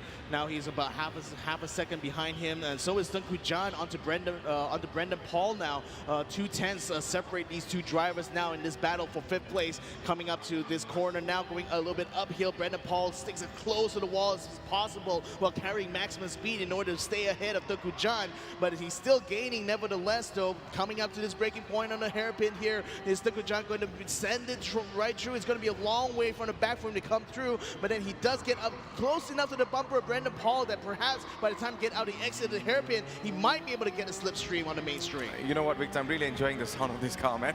Oh, yeah. Yeah, that's what I've been enjoying so far. Whenever you're talking, I'm like, ooh, this is music to my ears at this moment. All right, keep on going there, man. So there you go. We're on board with Brandon Paul, who's in P5. And off he goes onto the long straight to chase down Alif Shauki. He's right in the front there. But then it's going to be a 1.4 seconds gap between both of them. And Tengku Janli looks like he's gaining from the back. And could this be a moment for him to overtake this man in the front as they come into turn number 1? I still think Tijan needs to be within 3/10s before he can make a move onto turn 1. He's already starting to reach that, but only just as they enter into the corner here, so that might not be enough for him to catch Brendan Paul unless he dares to go for a dive here. But nevertheless, Brendan still is safe right now in that 5th place, at least for this section here. Now they're going to be entering the twisty part of the circuit here, and he's still ahead of Tengku Jan. Yeah, he's just putting on a really, really good performance there, big time. I'm very sure that you have been here racing all the time there, Victor. Every day I've been seeing you on this track most of the time, and there are so many technical parts over here, but what is this one thing that they can improve over here? Sorry? What is that one thing that this racer could improve over here, based on what you have been seeing over here? I really don't know what else to kind of like give them here, really, because one thing because is that some of them are driving here for the first time. They're driving for the first time, but as a consequence, they're not really close at all. What would be really conducive with them is that if they're able to maintain a slipstream off of each other throughout the race. But unfortunately, the gaps are already kind of big here, and that's making it harder for these guys to catch up to the front runners of this race. In fact, you can see like the gap between Nabil Aslan and Hayden Haikal is so wide there on the mini-map. So you're telling me that's pretty much untouchable at this moment? It's quite untouchable unless a mistake comes out on Nabil Aslan's part, but so far he's not put a foot wrong here. That's why he's so far in the lead. Yeah, so Brendan Paul now is in a P5 as we have another 1 more minute to go in our race. Shall I say a couple of seconds only, unless he's able to get past the checkered flag. And let's see what's going to be happening all the way in the front. This is the exhibition race, race number 1 at the DGR Vios Challenge. And Brandon Paul right now still trying his very best to gain in front Alif Shauki. And just waiting for Alif Shauki to, you know, put on heavy brakes on turn 1, where he will definitely get an opportunity to close him down, unless we see Alif Shauki maintaining a very good speed. And here comes Michel Jia with some ultimate speed to overtake the man from the outside. Alistair Young goes cuts on the inside now. Denies the opportunity from Michel Jia to overtake this man. And it seems like someone over there is slowing down. And Alistair Young is still maintaining a really good speed. And Michel Jia twists us out and letting Brandon Paul get past him just like that. You can see the reaction in his face there, unfortunately, as they spun around. But yeah, the timer has already reached the 15-minute mark, and Bradley Benning is going to come across the line to finish in 9th place. Now it's going to be up to Nabil Aslan, who is still at the hairpin right now, coming onto the main straight here in order to try to finish this race. Brendan Paul had, I think, a bit of a moment earlier on. That's why he got passed by Mitchell before he was able to take the position back later on. Nabil Aslan now on his way to victory here in race number 1. He didn't even put a single foot wrong. 7 seconds in the lead here. Nabil Aslan takes the checkered flag in 1st place. Yeah, perfect race for Nabil Aslan. And let's see who's going to be in P2. Hayden Haikal finishes in P2, and Nakib Aslan finishes in P3. It seems like the Aslan brothers are really serious about this, Victor, especially bringing their headphones to the race. Alif Shauki will be finishing in a respectable 4th place here. The youngster just recently made his debut at the Vios Challenge, and it's great to see that he also has the chops when it comes to sim racing. And Tengku Jan is lucky number 5 for him, as he was able to get past both Alistair Young, Brendan Paul, as well as Mitchell Chia, the karting champions in Malaysia, who are now taking 7th, 8th, and 9th spot respectively. Yep, so that is pretty much the end of our race now. And race 1 has come to an end, as we'll be going into race number 2, Victor. Yep, race number 2 will be a longer affair, so it's going to be a bit more of an endurance race that time around. Nevertheless, you know, thinking back about the question he asked me, like, what is something that these drivers could probably do a little bit better coming into the next race? I think it's going to be about that battery management. Yes. Because in Gran Turismo, you know, I mean, in most of the Gran Turismo pros know this, you can actually adjust, like, the usage of the battery there, so you can try to conserve battery when you go into the twisty part of the circuit, and then fully dump the battery battery once you get past the hairpin at the end, and that is usually the kind of strategy, the kind of driving strategy that drivers will employ whenever they come on a circuit like this using this car. So those are some of the things that we can really look into our race number 2, where they'll have a longer time to actually battle it out. It's going to be a 25 minutes race on a reverse grid after this, so it seems like the Aslan brothers will be starting at the back, Victor. So let's see how they will perform in the end. Yeah, so, well, the thing is that the next race is going to be a lot longer for them. I wonder if a pit strategy is going to be necessary for them, because I didn't really see them running out of fuel though in this stint, and didn't even need the pit even once at all. So I'm thinking it's probably going to be, for them at least, another 25-minute sprint, which is not unusual for them. But then, given that this is Gran Turismo, right, it's really interesting to see some of the drivers struggle to try to keep the car from hitting the walls here. But again, this track is so fast, and even with such an impressive machine as this TS050, it is still incredibly easy to make mistake on a track like this. Absolutely, and I think we saw a couple of mistakes on the track just now, coming from a very professional drivers, Victor. Yeah, so in any case, wow, like now they've already seen how how Nabil Aslan and Nakib Aslan, the two Aslan brothers, are able to do here. This time around, it's going to be a reverse grid. So I'm going to be expecting to see them try to fight their way from the back to the front, because the level of pace they have certainly will be, that would be sort of like what we expect coming out of them, right? But nevertheless, for the other drivers, now that they've already understood, what kind of challenge this track brings, maybe they're going to come a little bit stronger now in the race number 2 compared to the first one. All right, so talking about stronger, we'll be going on a little bit of the highlights of what happened in our race number 1. So let's have a look on that. Here we go. Yeah, it was a nice, chaotic, actually quite a chaotic start there, really, because right off the bat, you already see these drivers trying to catch slipstreams off each other from the line, as Hayden Haikal tried to do so onto Nabil Aslan, with Nakib following closely behind there. So it became a little bit of a three-way joust, really trying to get in that first turn, and the chaos in the back there, that's where, we saw Brandon Pond, and that's how Tengku Jan ended up spinning, because he got collided in from the back there. Nakib Aslan and Hayden Haikal had this tangle there, which caused Nakib to spin out completely and put him out of this three-way battle there. And pretty much those were the positions that the top three were able to hold until the end of the race. And we saw some excitement here as Le Yong and Tengku Jan were battling it out here, and two of them trading slipstreams and trading positions throughout that lap there. But in the end, Tengku Jan was able to reign supreme there, as after he took the lead from Alistair, he never looked back. Yeah, just never looked back. And Michel Chia also had some moments against Tengku Jan, but there you go, Brandon Paul spun out over there, and Nabil Aslan, as usual, who was the Mr. Serious in our entire exhibition race. And if this is an actual race there, Victor, I'm very sure that, he's going to be putting on some amazing performance that will stun us all. But there you go. This is the exhibition race results. And in the P1, 28 points will be brought by Nabil Aslan. P2 will be falling for Hayden Haikal on 20 points. P3 for Muhammad Nakib on 16 points.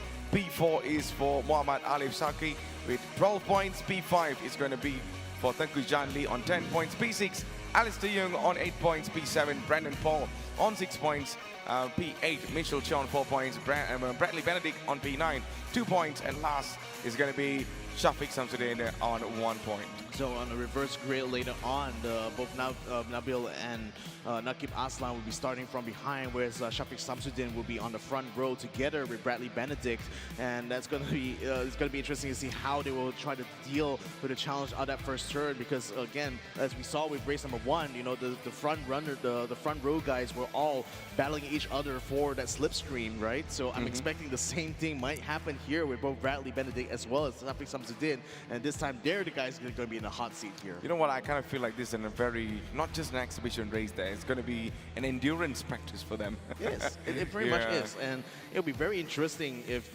we did like an hour-long race here with these Le Mans cars, right? Because this car is literally designed for these kind of endurance type championships here. And on a track like this, where it's a huge long straight, not unlike the Le Mans, the Circuit de la Sarthe, because it also has a very long Mulsanne straight too, and that's also a place where the TS050 also shines in that regard. But nevertheless, you know, given that this is the virtual world as well, I think the drivers are also a little bit relieved that hitting the wall this time doesn't mean that your car is going to be retired. You can still get back in the race regardless of it. And that's probably something that it never happens in real life. Never happens in real life. So ladies and gentlemen, we'll be going into our race number 2. This is the exhibition race, TGR Vios Challenge, GT Cup Malaysia 2023. Yeah, Bradley Benedict and Shuffing Something in the front there. Shuffing a little bit slow to come off the line there. It looks like, and Mitchell Chia is all over him already from the get-go, moving up in second place. Now he's going to try to charge alongside Bradley Benedict for the first turn right now, as it looks like Brendan Paul is also getting alongside Shuffing Something to try to challenge for a possible P3. But Mitchell is already a little bit ahead of Bradley Benedict by the time he gets the first turn, but Bradley has the inside on the next turn as well. Brendan Paul is going to try to bump draft him a little bit. It's going to be 2 wide, 3 wide when he's driving. It's coming in the turn, and it might be Chaos coming through his walls.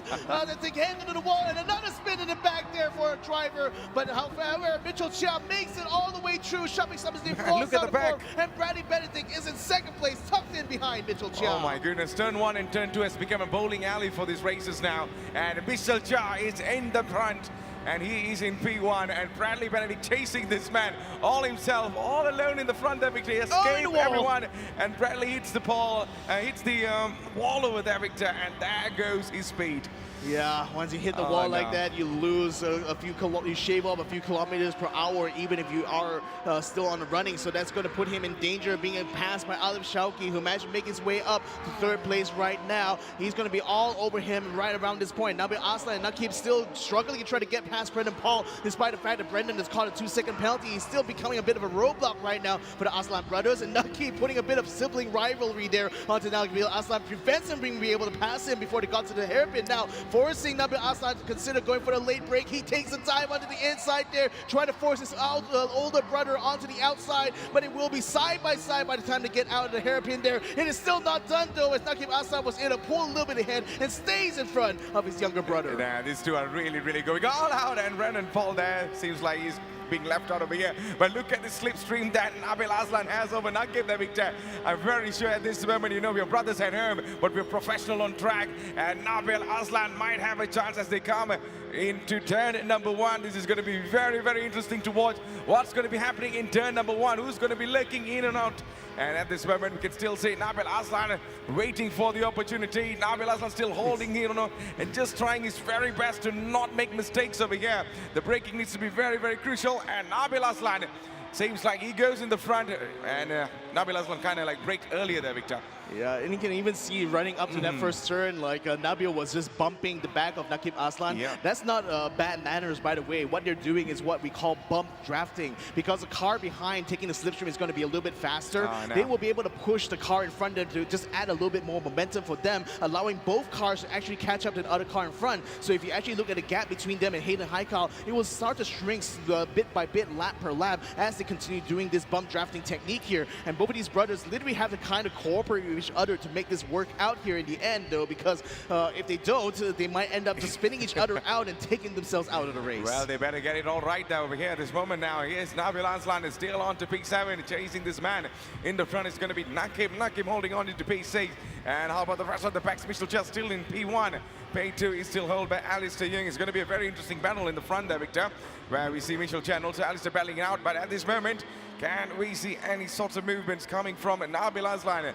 And it seems like Nakib has a very good pace and momentum to keep himself in the front. It seems like Bradley Benedict was a little bit slow as he got passed earlier on there by Hayden Haikal. And this is going to be perfect now for Nakib and Nabil, because now they will be able, not only be able to gain a place here, but it will also benefit, both brothers will benefit taking the slipstream off of that. Bradley will tuck in behind Nabil Aslan, hoping to at least hang on to the coattails as they try to make their way up into the front of the pack right now. But with Nakib still leading away, Bradley is going to try to make a move on the side here, onto the inside of Nabil Aslan here, so he's becoming a challenger. Nakib is going to try to block him up at the moment, while Nabil still trying to hold on to the outside line. Bradley Benedict now still looking to try to make a touch on the inside, but Nakib closes the door. Nabil Aslan tucks in behind. Nakib hits the wall, unfortunately, though, allowing Bradley Benedict to get alongside, and he's already through coming into turn 2. He's up back into P5. Yeah, P5 is going to be another huge battle, but at this moment, Nakib is just holding on to it. These three are just going all out at this moment. Victor, Bradley Benedict is waiting for either one of them to make a mistake, and Nakib right now just doing his very very best to keep that P5. But let's see as they come into turn number 7, and we can hear some crashes on the left side. And that's nothing much to worry about there, Victor. But look at the gap that has came. Yeah, but that totally ruined Bradley's race. Ruined it at all, yeah. But then it allows both the Aslan brothers to continue moving on. So they've already made up 1 place each. So Nakib is in 5th, Nabil's in 6th place. Hayden Haikal is next in their sides, but they're going to have to do a lot more bump drafting because the gap between Nakib and Hayden is still quite wide right now. So it was still going to be a long way to go. We're only just 5 minutes into this race. Just feels like it was a lot shorter than it was, wasn't it? Hey, oh man, we have another 20 more minutes to go in this race there, Victor. Yeah. And it seems like 5 minutes looks like a 15 minutes race at this moment. And ladies and gentlemen, we are down here in Sunway Pyramid. We're on board with Alif Shalki at this moment, and this man is in P3 chasing Alistair Young as they come into the long straights as they go into turn number 1. Alistair Young needs to be careful over here where Alif is literally gaining the speed. He got the slipstream now, and how about for this? Alistair Young needs to play on his very best defense, not to let this man to come in the front, and turn 1 is not far away, and this is where it gets super technical. You need to get your strategies right. Your braking needs to be on point. You don't want to be braking late. You don't want to be braking too early as well. And let's see Alistair Young's technique is going to work or not, and goes into the inside there, and Alif is denied by Alistair Young, and off they go into the next turn. And look at the game that Alistair is gaining, although he's hitting the walls there, Victor, but still he's holding on a very good lead at this moment. Oh, still all right. Yeah, it seems still like all Alif right. was also trying to bump Alistair Young in order to catch up to Mitchell Chia, who is currently quite far ahead in the lead. And through this technical section, actually, Alif is catching a little bit more speed, though. Oh, but ends up in the wall into the hard chicane there. So unfortunately, that's dropped him down a little bit, but that puts him within touching distance. Hayden Haikal, wow. who says, "Thank you very much. I'll take P3 from you." And yeah, he's already moving up. Yeah, Hayden's speed is absolutely insane at this moment, and that's what keeping him in the top 3, really able to chase down Alistair Young. That is going to be another question. And let's talk about the tire management, also fuel management there, Victor. Will they able to finish this race there? But I'm pretty sure they need to pit at least once, right? Yep, 1 pit stop is definitely needed. And Nabil Aslan, can they take over again? They are starting from the back this time, so reverse grid, remember that. And let's see if this is the moment for them to get themselves back again in the front. Mr. Professionals, both of them. And it's a long way to go there, Victor. 7 minutes only on the clock now. Yeah, only 7 minutes, and it's not even like a third into the race quite yet. Nabil continuing to chase on to Nakib. Hayden Haikal now is caught onto the slipstream coming out of Alistair Young's car, so he will be going side by side now, actually, instead of going for the bump draft this time around. He wants to go ahead and make the challenge directly to Mitchell Chia, who is still 3.8 seconds ahead. Hayden Haikal completes the move now, but that's going to be giving the slipstream back to Alistair Young. Alistair decides to bump a little bit there. He's just going to try to bide his time and try to wrap around the outside, but Hayden, he's not going to let him go without a fight, though. He is able to take a defensive line on the inside there. Still stays in P2 for now, but the main thing is that whether or not they will be able to catch up to Mitchell Chia at this rate, because while they got through those first 2 turns, they managed to shave off 0.4 of a second in the gap between Hayden and Mitchell Chia. So I would say still quite a good amount of progress. Yeah, the moment he exits into turn 2, we can literally see Hayden and just using his boost there, the battery boost all the way down to go as fast as he can to actually gain the speed and leave Alistair behind. But Alistair still chasing him as they come into turn 8 at this moment. And Hayden Haikal is still holding on to that P2. And 3 seconds in the front, it's going to be Mitchell Chia holding on to P1. And the fastest lap right now is set by Nabil Aslan. And who is spinning over there? Seems like 2 of them, Alif Shalki and also another one. And I believe that is Brendan Paul, maybe. And here comes the replay. What happened over here? Gujan, you're doing dirty jobs over here, man. Not again. Well, he was, to be fair, side by side with Brendan Paul going through that, and it's just unfortunate that they came together on the wall. But it was a contact in the back there that seemed to have spun around Brendan Paul. Unfortunately, he ends up in 10th place overall here. But nevertheless, Mitchell Chia continues to stay in front, but now the gap is down to 2.8 seconds. So both Hayden and Alistair are actually doing good progress right now, trying to catch up the front. Are we going to be able to see a battle for the lead becoming imminent within the next few minutes? Well, we are really nearing into our 10 minutes clock at this moment. We have another 15 more minutes to go in our track and also in our race. Mitchell Chia is right now the race leader, who's holding into P1 with 2.8 seconds gap right in the back. It is Hayden Haikal on P2 and P3. It's going to go for Alistair Young. Then Kujal slowly climbing as he is in P4 at this moment as they come into turn number 2. This is the sector 2, and this is going to be a very, very crucial downhill as they go. And this is Mitchell Chow right now leading this race in style. Yep, Hayden is trying to catch up, and Alistair Young unfortunately lags behind 1.6 seconds now. But the top three are virtually untouchable. We have a 14-second gap between Alistair and Tengku Jan, so it's going to be quite a while before Jan will be able to join up with them and try to possibly battle for the lead anyway. But nevertheless, we saw both Nabil and Nakib Aslan both taking pit stops to get a full tank of gas, so it looks like they want to try to make a long stint until the very end, it looks like, because just based off of the fuel situation that I could see from these other guys here, it seems like that's not much of a concern whether they can get to the end. And part of it is also because of the car itself. Like, the reason why Toyota went with a hybrid engine is because it helps them in fuel savings. And you can imagine in a 24-hour-long race, that can go a long way if you can just save the extra bit of fuel every single lap. That is what allowed them to be able to be very dominant in the World Endurance Championship. Nevertheless, though, for the purposes of this race, it seems like a lot of these drivers are just choosing instead to just leave the battery on the default map right now, which means that it just gives them an extra bit of boost after coming out of every single corner, because again, these cars, they regenerate the energy just through braking alone, and they convert whatever heat or kinetic energy that comes out from the brakes, and it just feeds it back into battery and allows them to get the extra boost when they come out of the corners. Yeah, that is going to be another interesting thing that we really need to look forward to in our race now. And this is Brendan Paul, who is in P10 at this moment. And fastest lap right now has changed to Hayden Haikal, who sets the time at 1.45.662. And that is the fastest. Will there be anyone else faster than Hayden Haikal on this track? We will find out. And that's one of the reasons why he is in P1 at this moment. And Alistair Young is in P2. And P3 goes for Mitchell Chow. Brandon Paul, I think there's lots of improvements needs to be done, but over here, Nabil Aslan now chasing down the man in the back is going to be Nakib actually, and Nakib and also Nabil right now still not ending the rivalry there, Victor. Yeah. I want to see whether they'll be catching up to Tengku Jan, who is, I think, is the car that's just in front of them right now. And both of them have been literally collaborating with each other, I think, in this race. I mean, they both went to the pits in the same time. You still either one of them being in front of the other, and they just bump drafting themselves on the main straight there. And as long as they can try to keep this up, perhaps they will be able to catch up to the rest of the pack here. But there's still plenty of islands, really, in terms of track position here. So I wonder what would be the long game here from Nakib Aslan as well as Nabil. Now that they've already changed up and gotten a full tank here, the medium tire seems to be pretty good, actually, in terms of wear. So perhaps it might be able to just take this stint all the way to the end. Yeah, there's going to be a long, long way for them to go there, Victor. But right now, we're down into turn number 12 at this moment.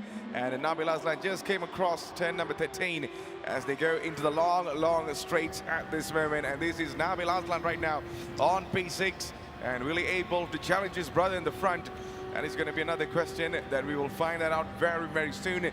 But one thing I can tell you is they kind of know each other very well, and especially on the track. I'm not talking about their brotherhood, of course. I'm actually talking about on the track.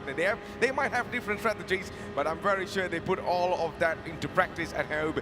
And right now, it's all about just finishing this race in the very best position. Hayden Haikal now still challenging Mitchell Cha in P1 at this moment. Mitchell Cha needs to be careful as he goes on the inside, and being raced there is going to be Hayden Haikal chasing him down, just wrestling him left and right. And Hayden Haikal managed to get into P1, leaving Mitchell Cha behind as they come into Sector 2 now and coming into turn number 3.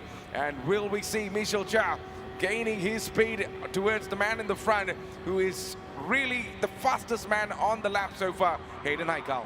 Yeah, and both Hayden Haikal actually has a nice fresh set of tires there that's helping him in his fight against Mitchell Chia. He's actually gaining more time through these corners here compared to him as Mitchell starts to lag behind from 0.5 of a second now between the two of them by the time to get up to this final section of the track here. So that goes to show how much more speed that Hayden Haikal has compared to Mitchell at this juncture of the race. Nevertheless, we did already see Tengku Jan and Belinda Paul as well go into the pits now to pick up a fresh set of tires and to fill up the tank here.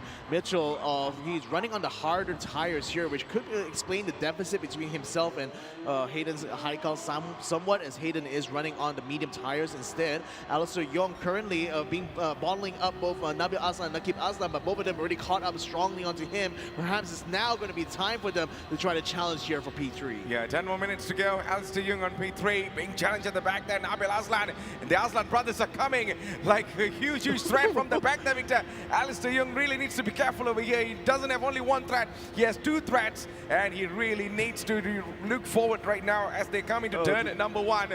And anything could happen at this moment. There's a little bit of a slowing down coming from Nabil Aslan. We'll find that out what's going to be happening on our turn number 1 now. And who is going to go in or who's going to be outside. Look at this, Victor. They're going side by side.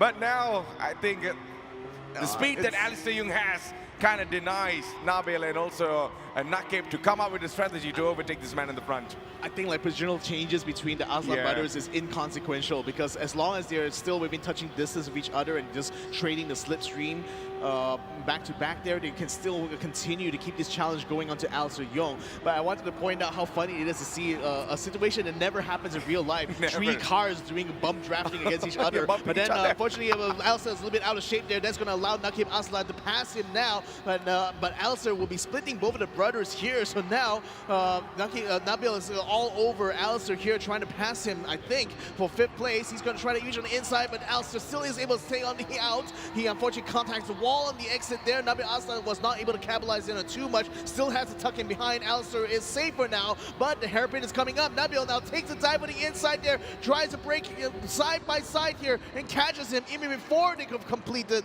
the entry into the corner. But Alistair fights back on the exit. He swips around. He gives him the switcheroo, and he's back up into 4th place yet again. Yeah, Alistair is not giving up yet there, Victor, although he got passed on the turns over there, but he's still able to come in the front now.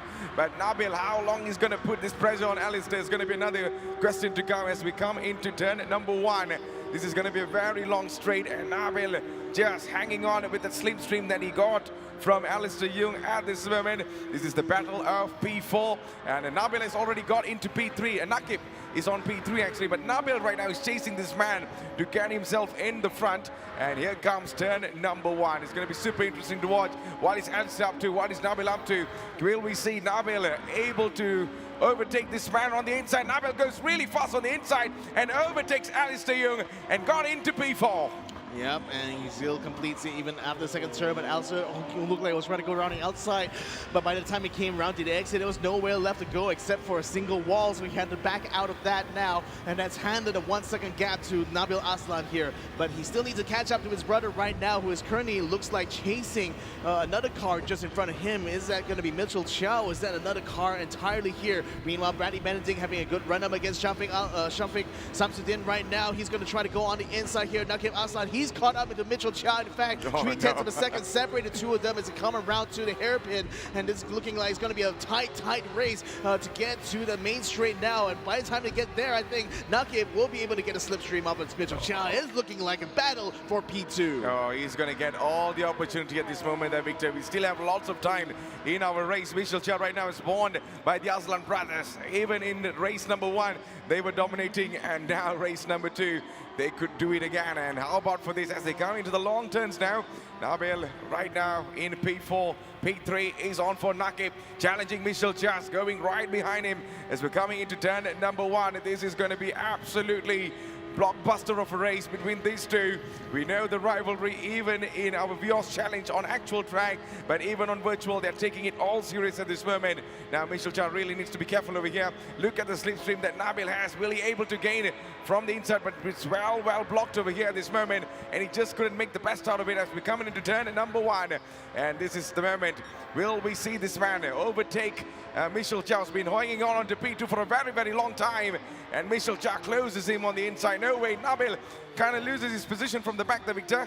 I think Nakib is just playing Yeah. a patient game right now He because is. it seems like he's just bumping Mitchell Chia in order to try to close the gap to Hayden Haikal there for both of these guys. And this is the kind of racing strategy that we see all the time in the VOS Challenge, right? Always, Doing always. these kind of bump drafts in order to try to catch up position. Look Nakib at is going this. to challenge Mitchell Chia through the chicane here, though. Very risky, but Nakib still pulls Wow. ahead, though. He takes P2 away. Hey man, that is some crazy move, bro.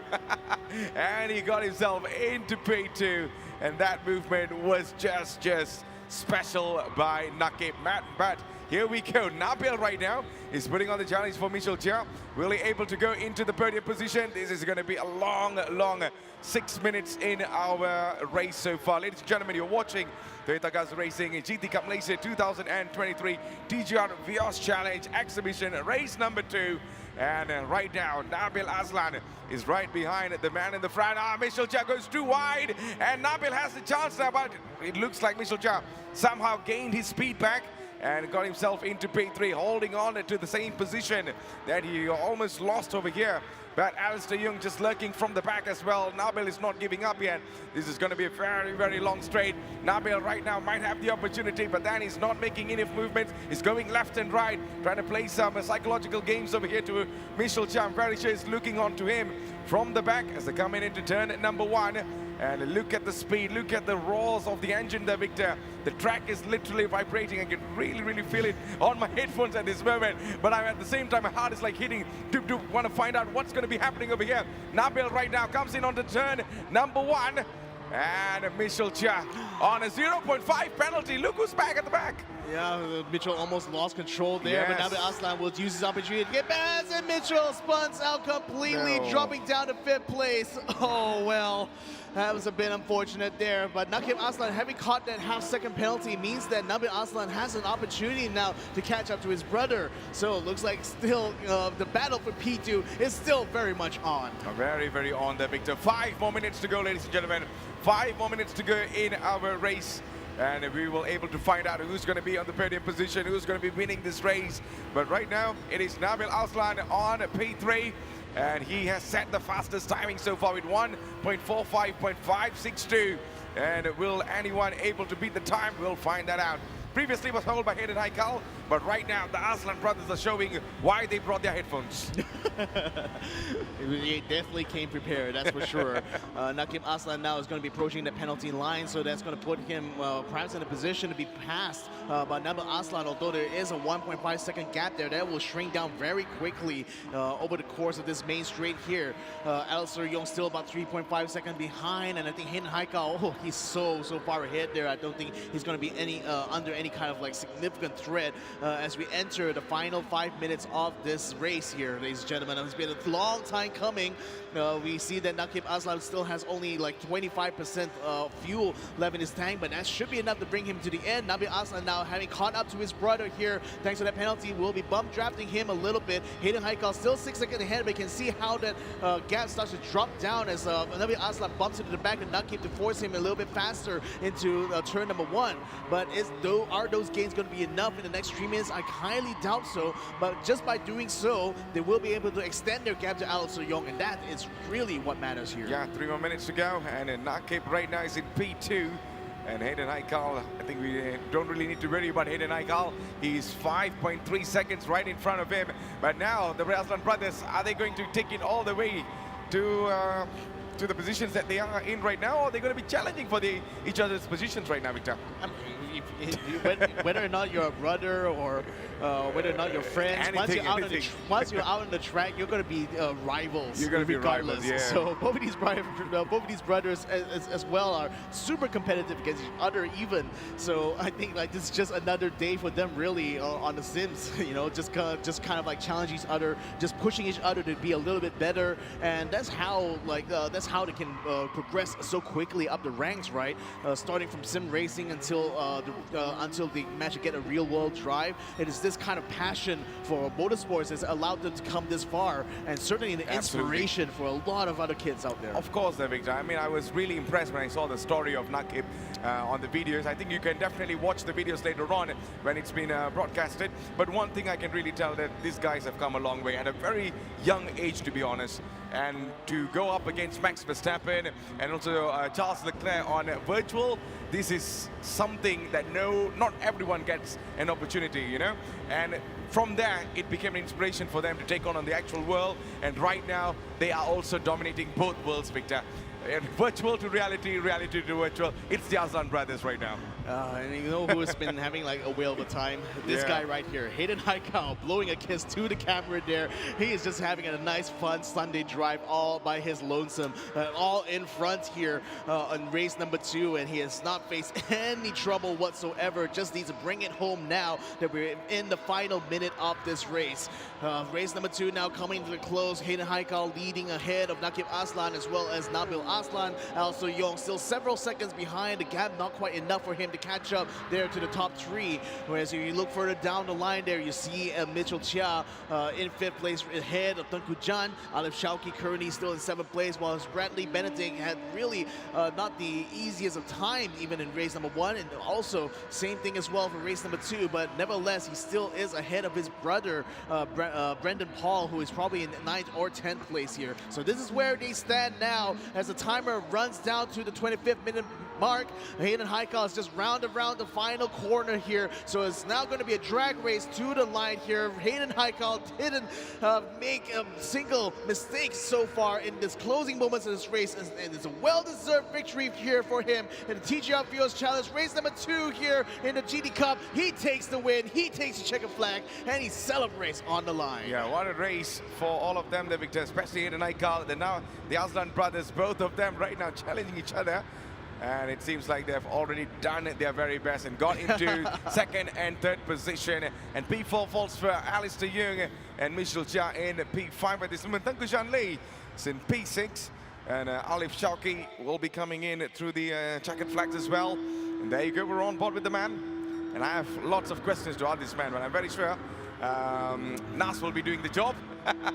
Yes, and there you go, ladies and gentlemen, the end of our TGR Vios Challenge, race number 2, exhibition race. And what a day we're having, man. It was a fun drive there, really. I think for these guys, it's a fun little vacation for them, really, to come into the virtual world here and still have to take full use of the skills behind the wheel regardless. But nevertheless, it's great to see these guys here again. We'll be also joining them next month when we see the season finale of the Toyota Gazoo Racing Vios Challenge this year. And who knows how that championship will shape up by then. But for now, now that both races are done, it looks like it was a fun one. It was definitely a fun one here. It was a very fun one, and it's pretty much an endurance race for them, especially as an exhibition, by the way. But still, they put on lots of professionalism on the track, and we saw that coming from the Aslan brothers. Hayden Haikal being the fastest man on the track, and still doing his very best as well. Not only virtual reality. Michel Chia, what happened, man? Now, man, we'll talk about later on off cameras. But it is what it is. What a race it has been. And good luck to all of them in the actual race in the season finale for the Vios Challenge, Victor. Yeah, well, all of them take a bow, ladies and gentlemen. The Vios Challengers have already completed their races here, and what a fun Sunday is going to be. I mean, we still have plenty to look forward to, you know, after this. You know, we're going to be, after the break, we're going to be coming back with the celebrity races. We're going to be seeing the conclusion of the GD Cup Malaysia 2023, where we come into race number 3, and then we still have another exhibition race as well, together with members of the media here who have come to cover the GD Cup Malaysia. So, still plenty of racing to come, my man. I mean, it's going to be a long way to go anyway. So, ladies and gentlemen, you're back with us. And what a race it was in our exhibition race. And as what Victor said, we still have amazing things coming up as well. The celebrity race will be happening right after the break as well. And one thing for sure is that we're now waiting for the official result, Victor. Yeah, so they're going to have to tabulate that. I mean, they have their own championship as well. They have even their own prize coming into this exhibition race too. So like this is it's like a taste for them for Gran Turismo as well. coming into this, but being representatives of Toyota themselves, like it's great to see that these guys also are capable, also are having fun here on this championship Sunday. So this is the provisional results right now. Hayden Haikal, he finished in first place ahead of Nakib Aslan, the elder brother here. His younger brother Nabi Aslan finishes in third place, rounding out the podium for race number 2. And then we got Alistair Yong taking fourth place ahead of Mitchell Chia, who takes up fifth place. Tengku Jan managed to make his way into sixth place. Not a bad result at all, considering the chaos that he experienced in the first lap on both races, no less. Bradley Benedict, the younger brother, is going to be ahead of his elder brother, Brendan Paul. Shafiq Samsudin will take 9th place, and Alif Shauki rounds it up in 10th place. Yeah, so ladies and gentlemen, that is the provisional result. The official result will be out very, very shortly once the calculation, maybe a little bit of a protest. I'm not sure. Anything could happen in the back there. But yeah, it is what it is. And the race is over for now. We're just now waiting for the official results. But Victor, talking about, going from reality to virtual, some of them, it might not be their cup of tea. Because some of them really prefers to be off track. But Tengku Zhan on the other side, we all know how big of a legend he is for Malaysia and stuff. Now he's going all the way inside, going full committed into e-racing as well. What are your thoughts on that? So it's really interesting, because like here's the thing, for these professional drivers, whenever there's no racing going on, they would either have to be like training in the gym, just keeping their body conditioned and stuff like that, but there's not really other opportunities for them to make sure that they stay on top of their game when it comes to racecraft. This is where sim racing comes in. So on days when Tengku Jan is not out on track, they're actually fighting for championships, fighting for wins. On the off season, he can go behind the wheel of his sim rig and actually continue to practice, either going to practice in the same tracks or practice racing against other people. And it's an important tool for these guys, and that's the main thing that has to be emphasized here, that sim racing is a very useful tool for these drivers to make sure they're always on top of the game. Because when you think about the amount of cost and as well as time that's needed for these guys to go out on track every single time, that's all kind of expedited by the fact that everything in virtual can be instantly done on the spot. So can you imagine this, like in real life, if you want to take a tour of many different tracks around the world, you're going to have to book flights, you're going to have to run your logistics, you're going to have to make a schedule, it's a lot of things come into that factor. Whereas when it comes to sim racing, just literally at the click of a button, you can decide which part of the world you want to jump to, and you can jump to the next part of the world as soon as you get to be done with the first. I mean, talking about jumping into the world, I really jumped with Victor when it comes to this Tokyo Expressway. It was one of the amazing tracks that I tried with him. We were using a Nissan GTR at the time, and that car was pretty good as well. But yeah, it was a good taste there. But one thing, Victor, especially when you're going from those cars to this car that we use today for the Toyota as well, the hybrid car from Toyota, they were putting on an actual car that actually won several championships, and they were dominating Le Mans and all this. So they having a taste of this in the virtual reality there, Victor. How does that feel for these races, especially when they're transiting from a Vios car all the way to the hybrid car there? You'd be surprised that for these guys, it's not really that big of a deal. It's just for them, maybe it's a little bit more powerful, but at the end of the day, the basics are still the same. Whether you're driving a car that's 1,000 horsepower or a car that's 100 horsepower, you still need to you still use the same kind of skill set. It's just a matter of just adapting to the situation. And for professional drivers, you usually just drive whatever you're kind of handed, right? So the thing is that what makes them kind of like the professional drivers is that no matter what kind of car you give them, they can always still find a limit on these cars, and that's always something that like boggles my mind sometimes. The level of the accumulation of experiences and the skills that they picked up over the years is what's helped them reach this kind of level. All right. That is very interesting to actually look forward to. But ladies and gentlemen, I believe the official results is pretty much ready. And once it is ready, we will definitely show it to you officially right now. And we just can't wait to find out either the Aslan brothers dominated it all, or it's going to be Hayden Haikal who actually won the full points over here, Victor.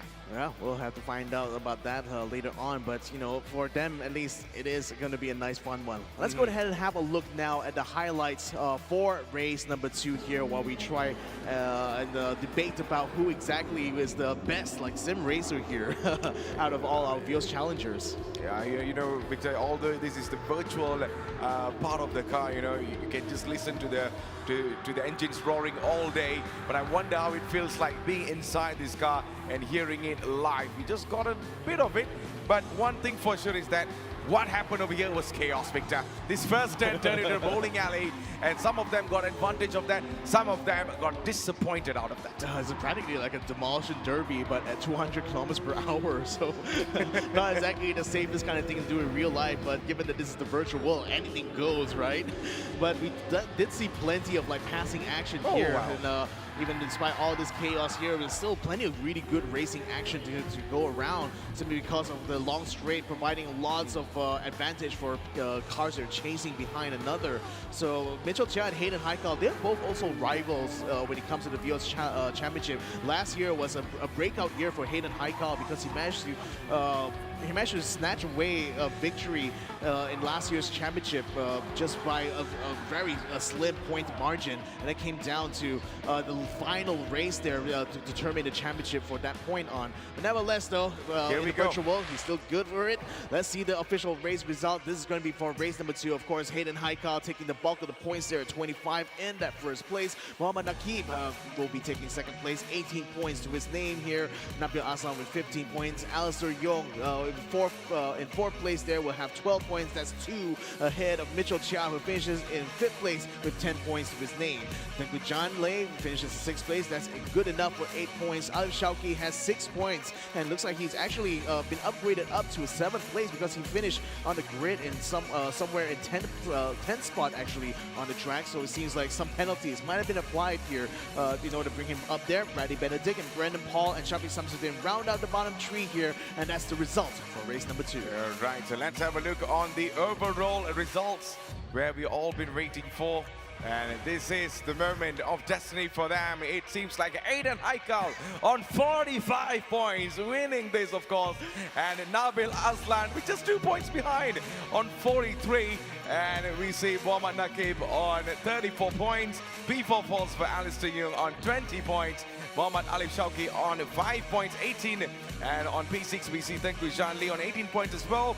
Mitchell Chia on P7 with 14 points. Brandon Paul on P8 with 8 points. Bradley Benedict on P9 with 6 points. And Shafiq Samsudin on 2 points, who was the last racer in our exhibition race. But Victor, 2 points different between Hayden Heikal and Nabil Aslan. That's so amusing to me because Hayden won his championship last year in a similar fashion, just literally down to the points in the final race, right? To see him be 2 points ahead of Nabil Aslan, enough for him to clinch the overall win here in this 2 exhibition races for the TGR VOS Challengers. Well done, gentlemen here. It's been a fantastic and fun bit of race, but now it's going to be up in time here for them to receive their prize. Yeah, definitely. That is for sure that we will be having lots of amazing moments throughout. And remember, we have the celebrity races coming up as well. And our grand finale, race number 3, is something that we all been waiting and also looking forward to. So make sure you don't miss that out and wait until the final race comes in. But I believe the main man in the front is ready to actually give out the prizes and also do a little bit of a talks with them as well. So Nas, the stage is yours, my bro. Thank you very much to the 2 gentlemen. You guys have been exceptional these past 2 days. I don't know how you keep your energy up, but the racing, the good racing we've been viewing so far definitely does help the situation. We've just concluded the Toyota Gazoo Racing VOS Challenge exhibition race. 10 of the drivers from our Toyota Gazoo Racing VOS Challenge are here to duke it out online, and we shall see what the results are like. You just saw the results. First to 4th place, Axel Sports. Well done. Let's give them a big round of applause. Puyo. Young guns, ladies and gentlemen. You know, they grew up with sim racing and then translated it on track, and they're still #1 when it comes to e-racing. And so, without further ado, it's time for the prize giving ceremony. Let's invite on stage to give out the prize Senior Manager of Marketing, UMW Toyota Motor, Lim Elen. Let's give a big round of applause. Elen, thank you so much. Inilah dia orang kuat Toyota Gazoo Racing sebenarnya.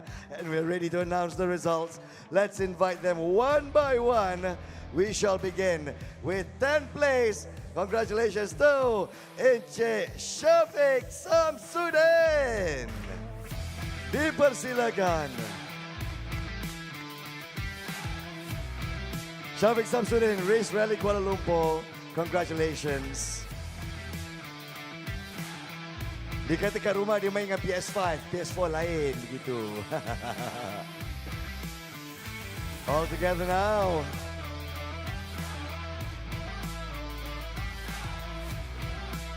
Congratulations, Syafiq in 10th place. In 9th place, put your hands together for Bradley Benedict Anthony from Crashmax Motorsports.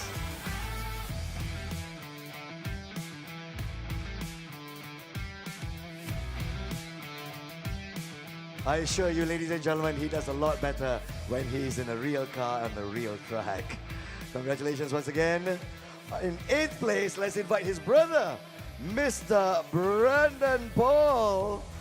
You are in 8th place. Congratulations from Royal 47 Racing.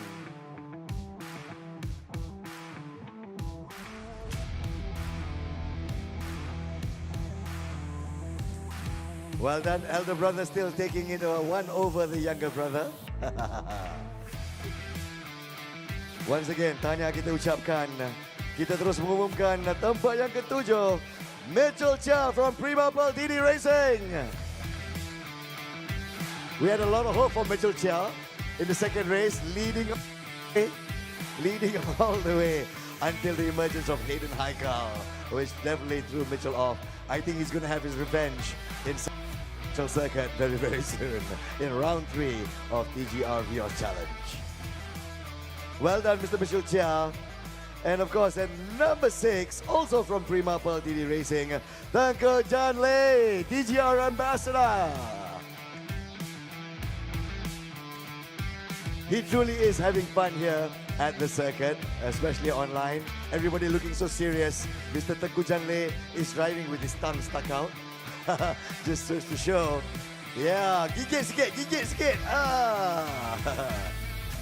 Well done, Tengku Jan Lei in 6th place. From 1st to 5th place, it's all about the young guns. In 5th place, let's welcome Muhammad Alif Shauki from Toda Wheelstar Motorsports.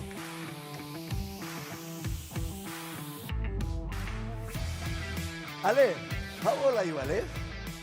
17 years old. I think he doesn't even have a real driver's license, but already burning it on track. Congratulations, Muhammad Alif Shauki, Toda Wheelstar Motorsports. In 4th place, put your hands together for Axel Sports, Alistair Young. Great fight online just now. And of course, the first 4 drivers make up the Axel Motorsports roster. And Alistair Young coming in 4th place. Congratulations. In 3rd place, and we're wondering, I think he's been giving a bit of chance this particular round. Put your hands together for Axel Motorsports, Muhammad Nakib. Homegrown by Axel Sports. And this is the man burning up on Sepang F1 circuit. And right now, showing what he's made of.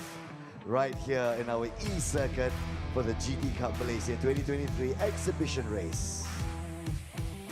He's probably saving his superpowers for round 3 of TGR Vios Challenge. Congratulations, Muhammad Nakib Aslan. In 2nd place is his younger brother burning it up on the E-track, Nabil Aslan, Axel Sports. High hopes for you becoming champion for these 2 races. Oh well, tidak kesampaian. And let's hope he brings all this racing experience and all his frustrations onto the Sepang F1 circuit later this month. Congratulations, Nabil Aslan from Axel Sports. And I've spoken earlier, Axel Sports making a clean sweep of all 4 places. Coming in at number 1, Hayden Eichel, Axel Sports. Number one, my man, number one. Congratulations to Mr. Hayden Haikal, also racing in the super sporting class for Toyota Gazoo Racing Vios Challenge 2023. He'll take it to the track later on for round 3. All right. And now let's take a group photo, ladies and gentlemen. All right, let's invite all our 10 drivers on stage together with Len. Don't be like that, Len. Come and join the photo as well. Everyone has a lot of respect for this petite lady. She's the powerhouse behind Toyota Gazoo Racing as far as I'm concerned. And I'm sure our commentators will agree as well. And here is Len with the hopes of the future. Our young drivers, as well as our experienced drivers. Len, why don't you come into the center in between Nakib and Nabil? Yeah, there you go. All right, lift up your trophies. We just witnessed the exhibition race from our Toyota Gazoo Racing Vios Challenge drivers. Old and new experience versus enthusiasm, youthful enthusiasm. And it seems enthusiasm has come out on top. Congratulations to Axel Sports and to our top 4 drivers. Well done. Let's give them a big round of applause, ladies and gentlemen. All right, yes, video time. Thank you very much, Ms. Lim Elan, for bringing out the prizes. Thank you so much to our drivers as well. We'd like to invite you back to your places. Well done. Wow. It looks like some of our drivers are still sweating, although they're not on actual track. But the thrill is still the same right here. All right, what we're going to do is we're going to take a quick break right here. And when we come back, don't go away, especially for those of you who are streaming live here at Sunway Pyramid Blue Concourse. It's going to be race 3 of the grand finals of TGR GT Cup Malaysia 2023. Brought to you by our sponsors. Thank you to Toyo Tires, Modelista, TCD Asia Company Limited, Densu Sdn Berhad. Also, NK Malaysia, Sdn Berhad, Toyota Capital Malaysia, and Kinto One. Thank you to our sponsors once again. Naz Rahman signing off. We'll see you sharp at 3:30 p.m. for more racing action.